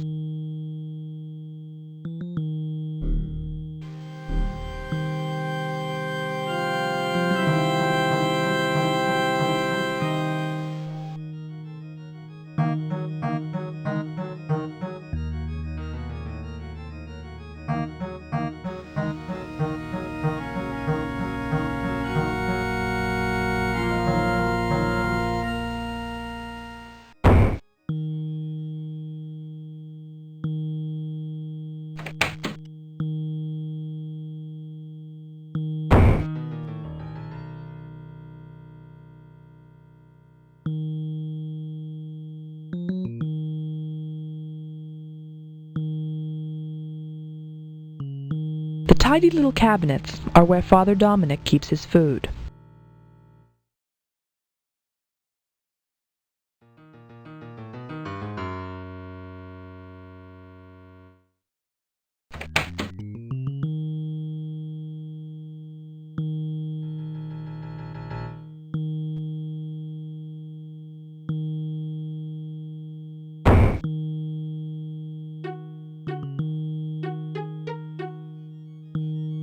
Father Dominic's journal is a record of his daily thoughts. There is no mention of any recent unusual events in it.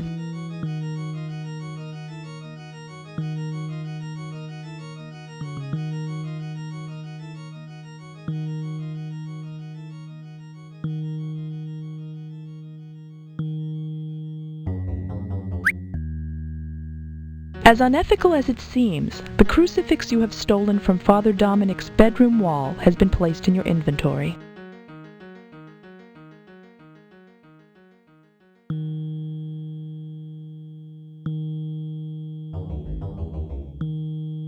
After careful examination, you find that there is a secret trapdoor right here in the floor of Father Dominic's bedroom. I'd carry it, but I'm afraid I have the most frightful allergy to religious tomes.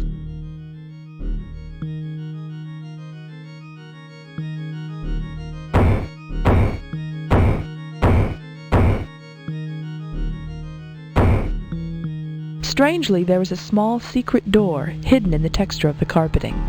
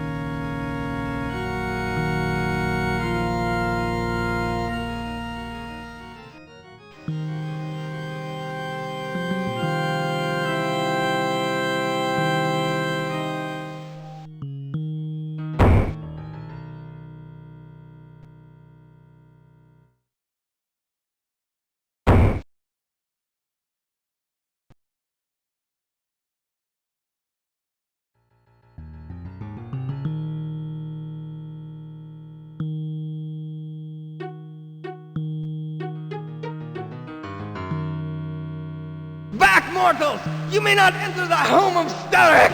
The master condemns trespassers to a hideous death before dining on their entrails. His sacred temple is protected, impregnable, deceptive. It is death!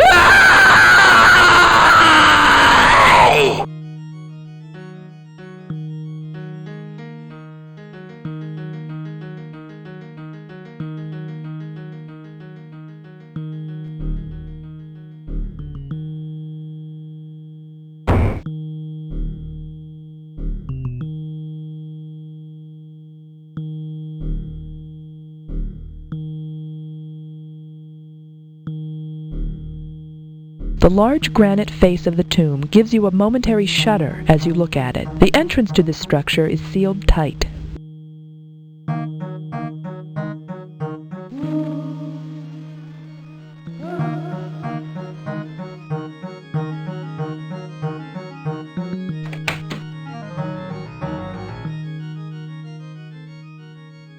Worst of all of the mausoleums is the one in the back. Even though you know the occupant is dead, it still raises the hair on the back of your neck. And to top it off, the door is slightly ajar.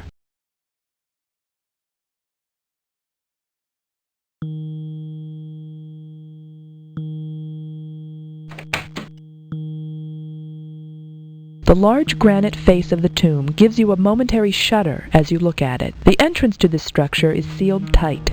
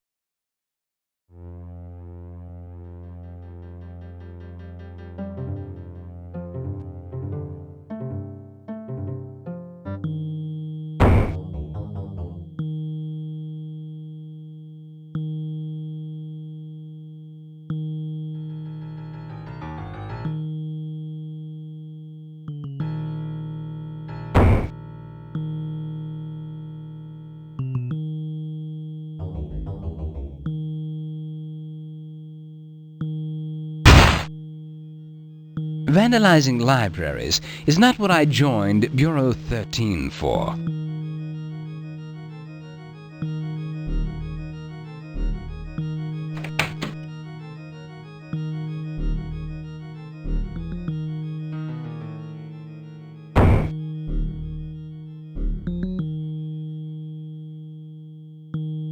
Although nearly nobody uses them anymore, most libraries still have a card catalog.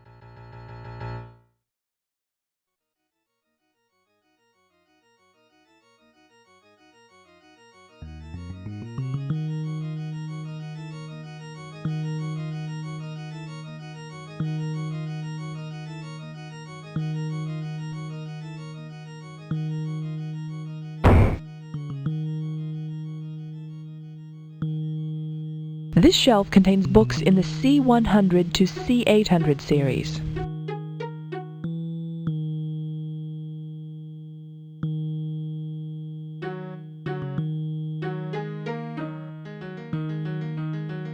The book on demon containment has been checked out.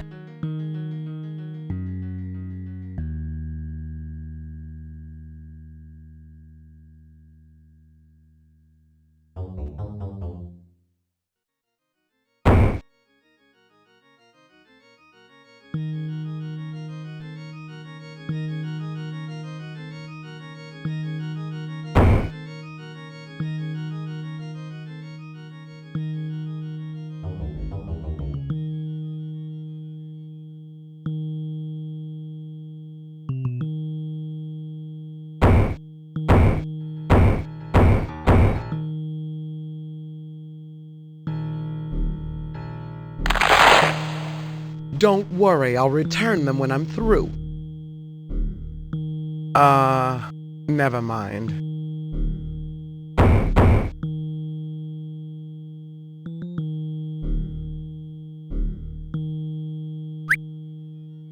The book on botany has been placed in your inventory.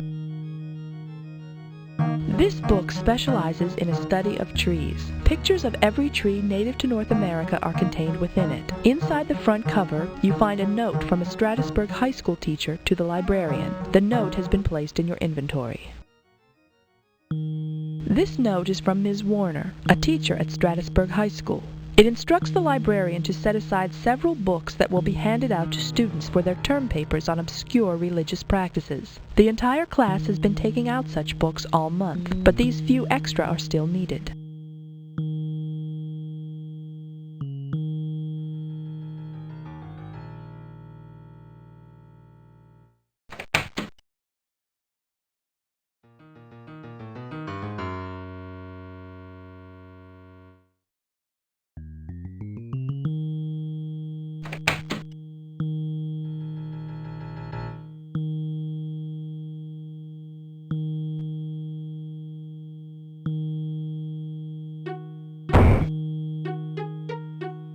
Unfortunately, the door is locked.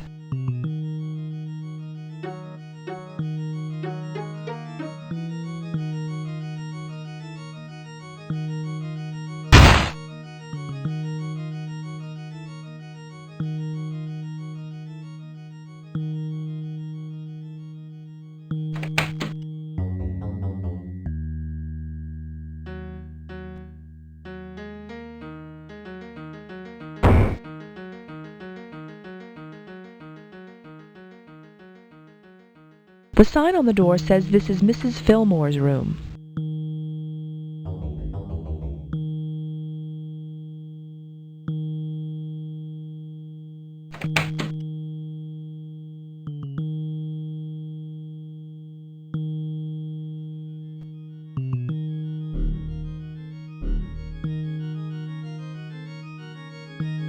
The blackboard indicates that book reports are due next Tuesday. A literature class must be taught here. This is a student's desk. If you look hard, you can find lots of colorful poetry inscribed on the top surface. No, afraid not.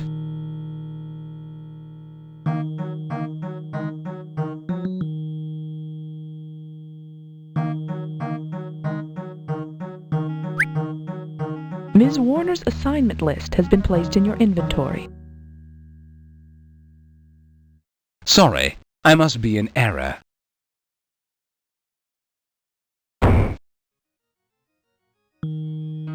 This is Ms. Warner's list of students and their book reports. It lists Frank Gembeck Jr. as the student assigned to examine demon containment as it applies to exorcisms.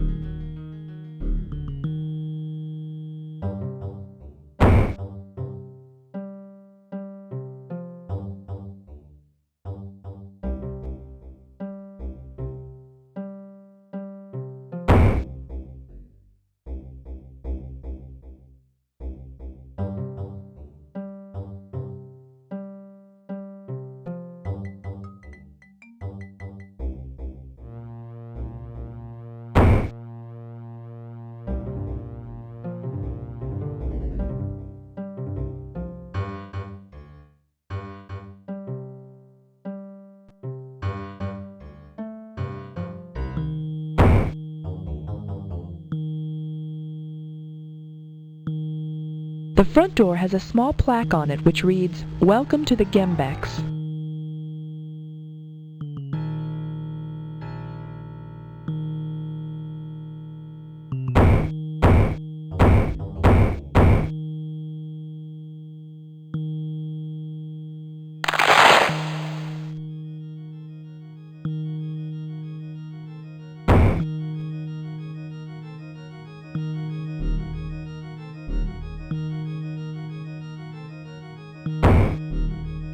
You don't recognize the artist.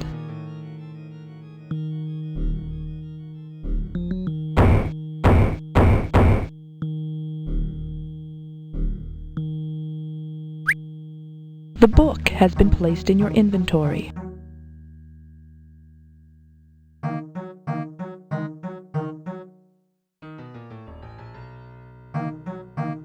This book of religious magic explains that demons can be bound by means of a containment disc. Such a disc must be made from dogwood. After this, quote, "A man condemned of murder whose finger is dipped in the blood of a virgin must inscribe the name of the demon on the dogwood disc." Unquote. If done properly, the disc will burn briefly with the blue fire of heaven. To contain the demon, simply display the disc to him boldly. He'd make one hell of a lawn ornament.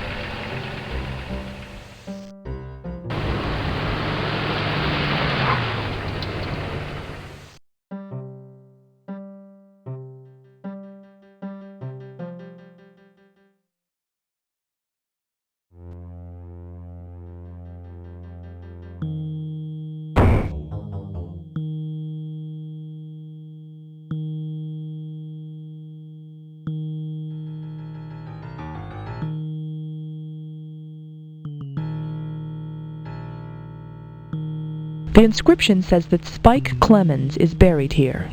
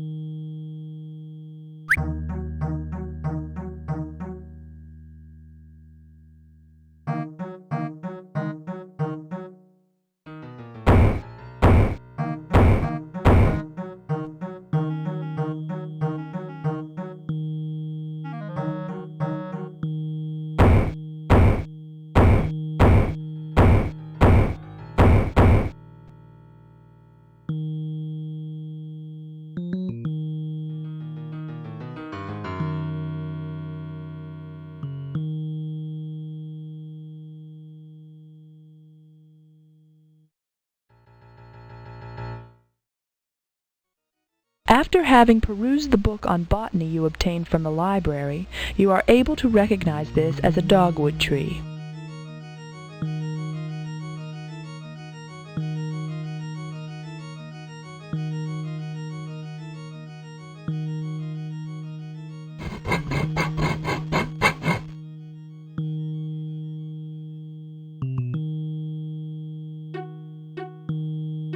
A small circular disc of dogwood has been cut from the limb and placed in your inventory.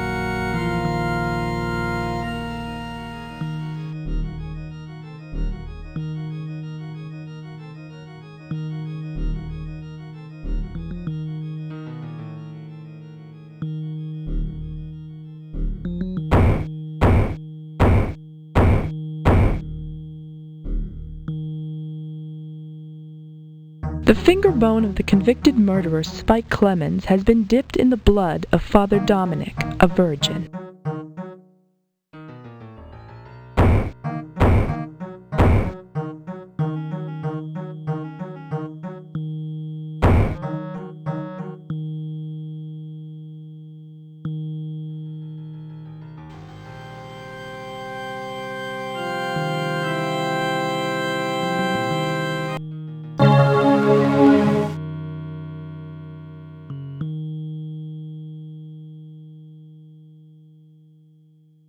Now that the spell of containment has been cast on it, the disc of dogwood casts a faint blue glow.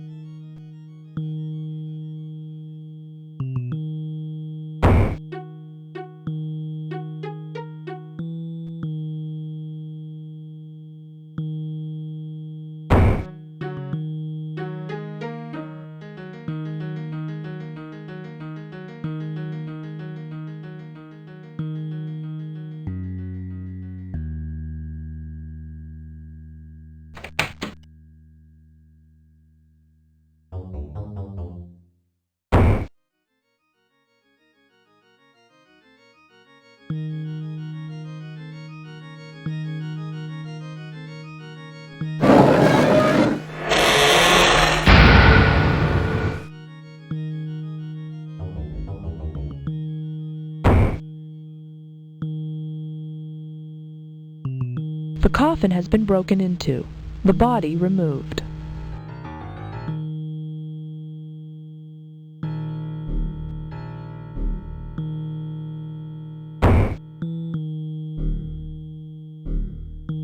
Green mold covers much of the inside of the mausoleum.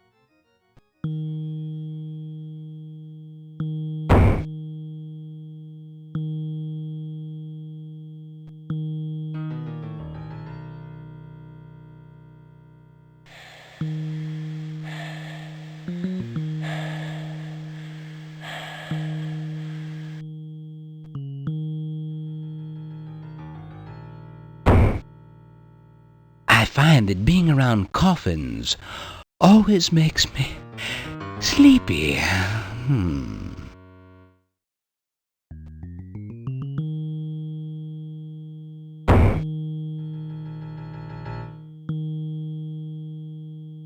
Amazingly, the wall appears to be an illusion. You are able to pass through it into a room beyond.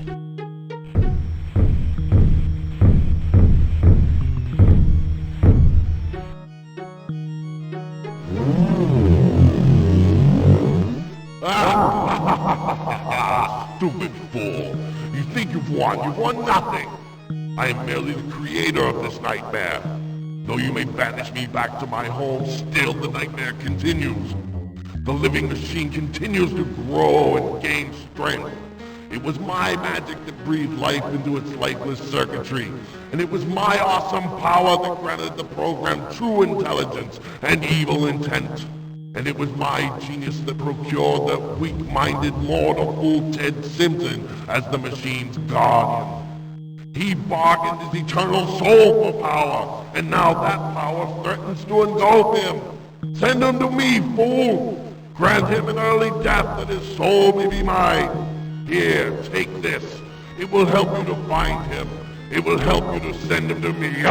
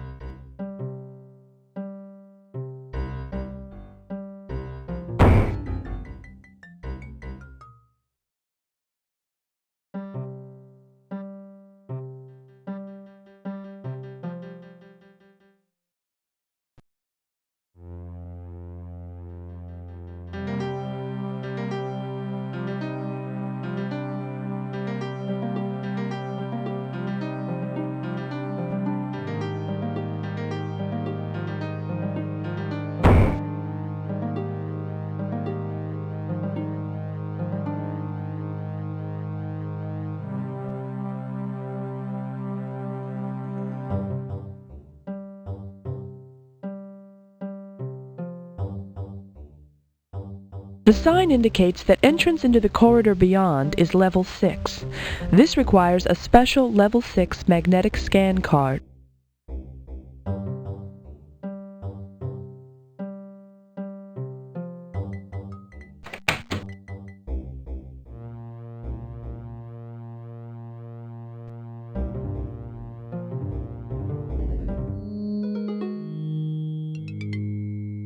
The guard is an obvious caffeine addict.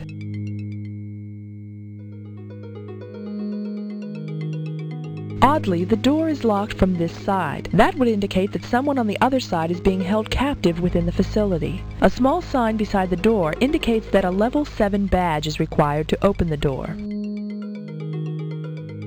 You'd better not. The guard might see you if you come out from behind these filing cabinets.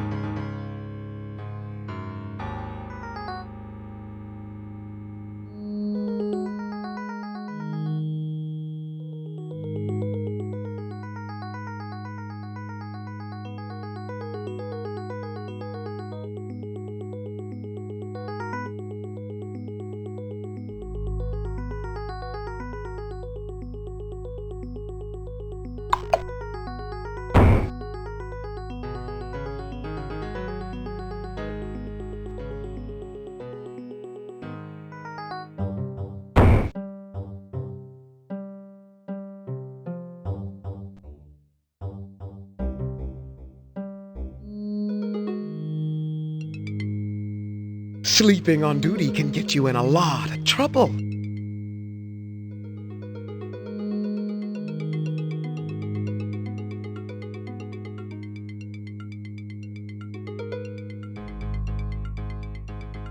The only thing of value on the security guard is his level 7 security card. It has been placed in your inventory. You don't mind if I take this, do you? Good man.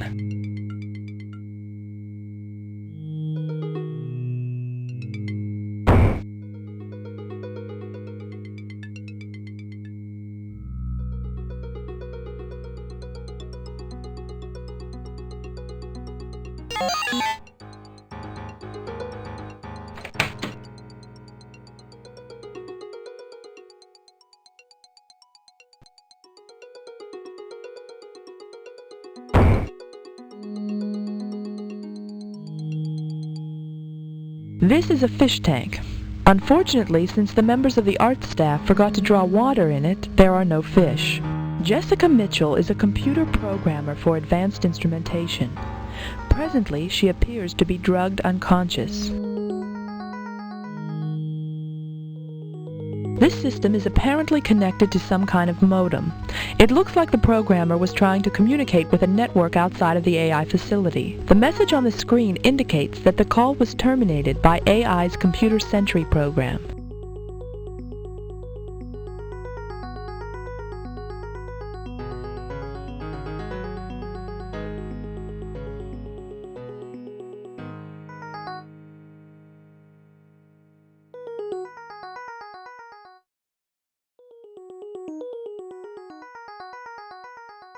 Who are you?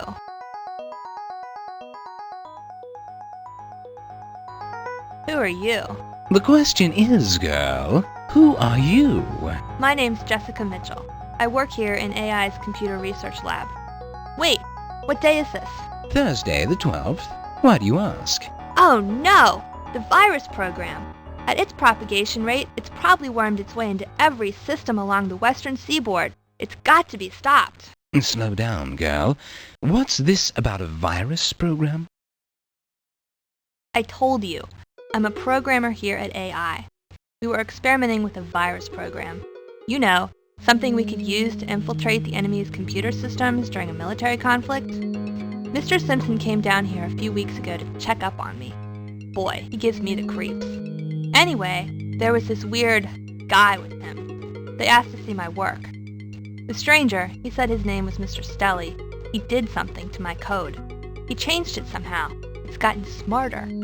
Then, he set it loose in the company's computer systems. They've got to be shut down while it's still able to be contained. You've got to get to the EMP lab.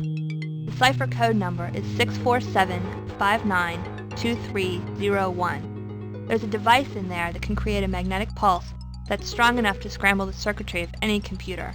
You've got to hurry.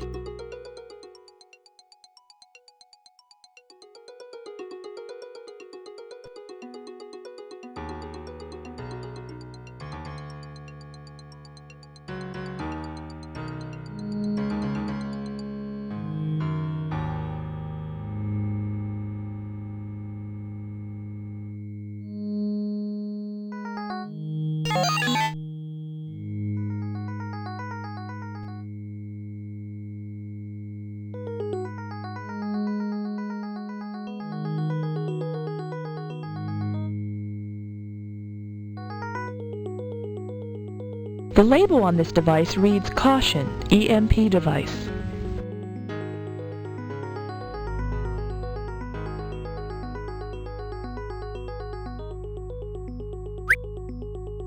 The EMP device has been placed in your inventory. Somehow, I expected it to have more antennas. This is some sort of electronic measuring device. Whatever this device is, you can see from here that it is badly damaged. Scorch marks mar its paint. This device has a label on the front that reads magnetoscope, whatever that is. You see a common current measuring device.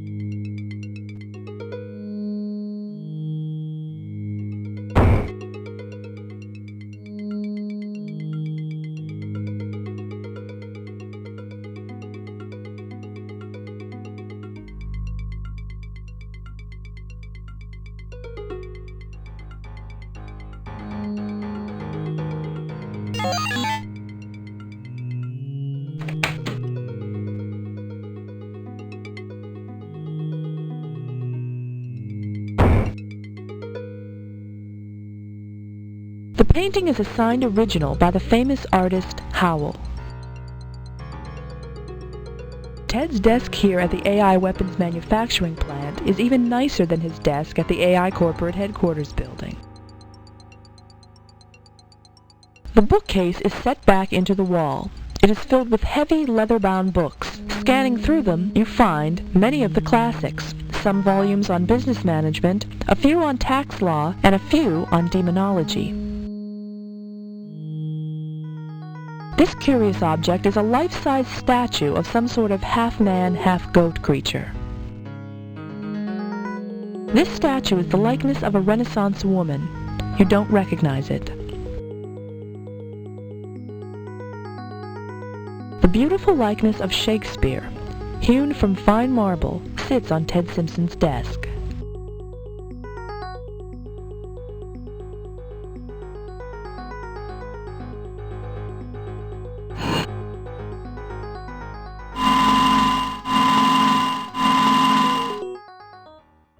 To the demon cave, old chum.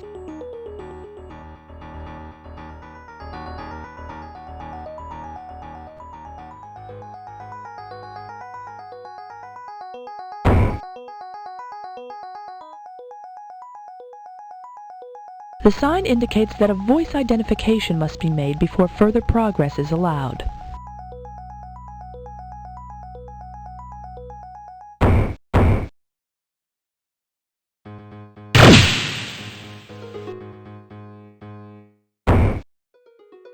Like all of the doors here at AI, this one is constructed from well-polished high-carbon steel.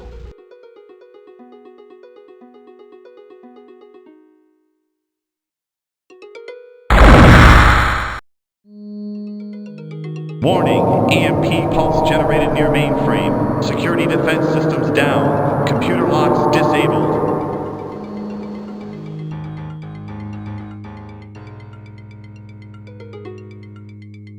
Unfortunately, the EMP effect seems to have damaged this door's ability to function properly. It may never open again.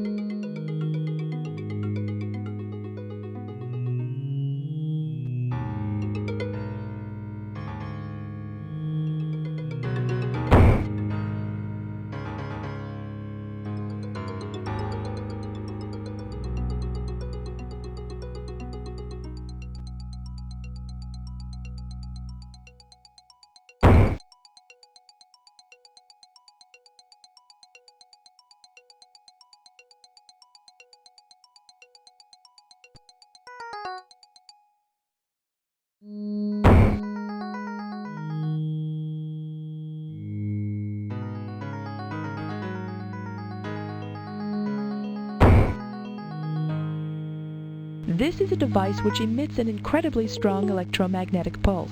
This pulse can be quite disruptive to electronic equipment and computers.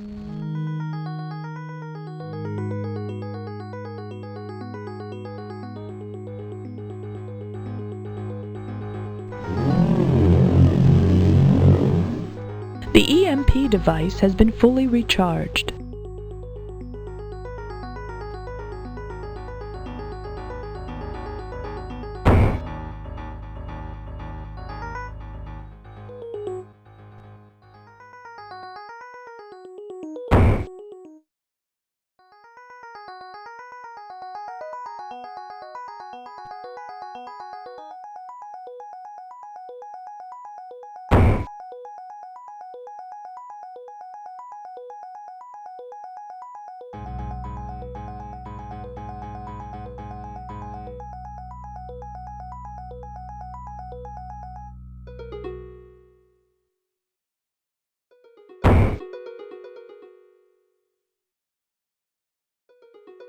It looks like there's some sort of access tunnel here. Unfortunately, it is sealed tight and held shut by some kind of extremely powerful computer-controlled magnetic lock. It won't open. Perhaps this will get us past this beastly door.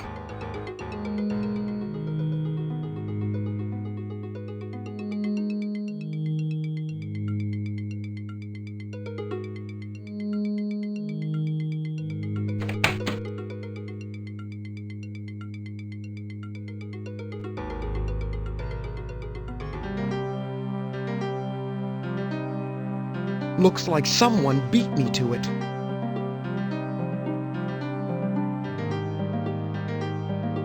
Where am I? Who are you?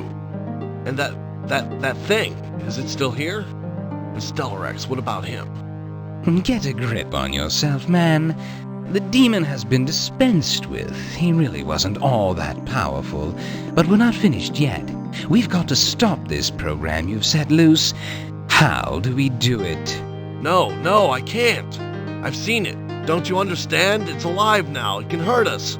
We're in grave danger. You've far more to fear from me than from some silly computer program. Now, once again, how do we shut it off? I don't know. You have to go to its world, through the virtual reality chair. You have to get to the computer terminal there, punch in the access code. You only need a second, but you'll never make it. The virus, he watches the terminal like a hawk. He never takes his eyes off of it. The code, man. What's the code? Alpha 6, Omega 6, Alpha 6, Omega. But you'll never get the chance to punch it in, I'm telling you. Just leave that to me, Mr. Simpleton, or whatever your name is. I've never encountered a machine I couldn't reason with. It simply requires the proper amount of force. You recognize this as one of those mainframe computers you've heard about. The computer monitor contains nothing but the words "Program Downloaded." It would appear that Ted Simpson was able to successfully transfer the sentient 9640 virus into the mainframe system. Mr. Simpson appears dazed. There are small burn marks on his temples, giving the impression that he has been electrocuted. The helmet is attached through a series of wires to the mainframe computer on the left.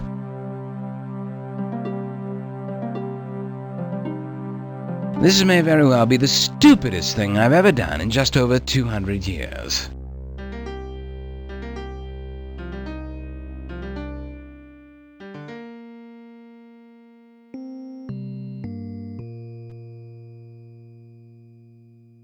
At last we meet. You are too late, humans. As you can see, I have transcended. I have become far more than the simple code virus that Jessica Mitchell created. The demon, Stellarex, granted me true sentience as part of his bargain with Ted Simpson. Ted had provided the components and labor necessary to construct this mainframe, and his drones kept you busy long enough for its construction to be completed. You can do nothing to stop me. Soon, I'll be linked into the nation's most sensitive computer networks. From there, I'll have access to defense, finance, and research systems. Within days, I will control everything. I'm frightfully sure I'm not in Kansas anymore.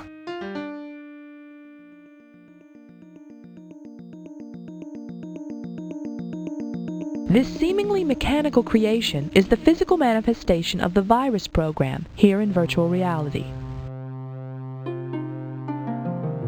This is the control panel for the supercomputer. There are a series of alphanumeric keys on the front which can be used to enter an access code. Step away from the panel, human. I am not so easily deceived.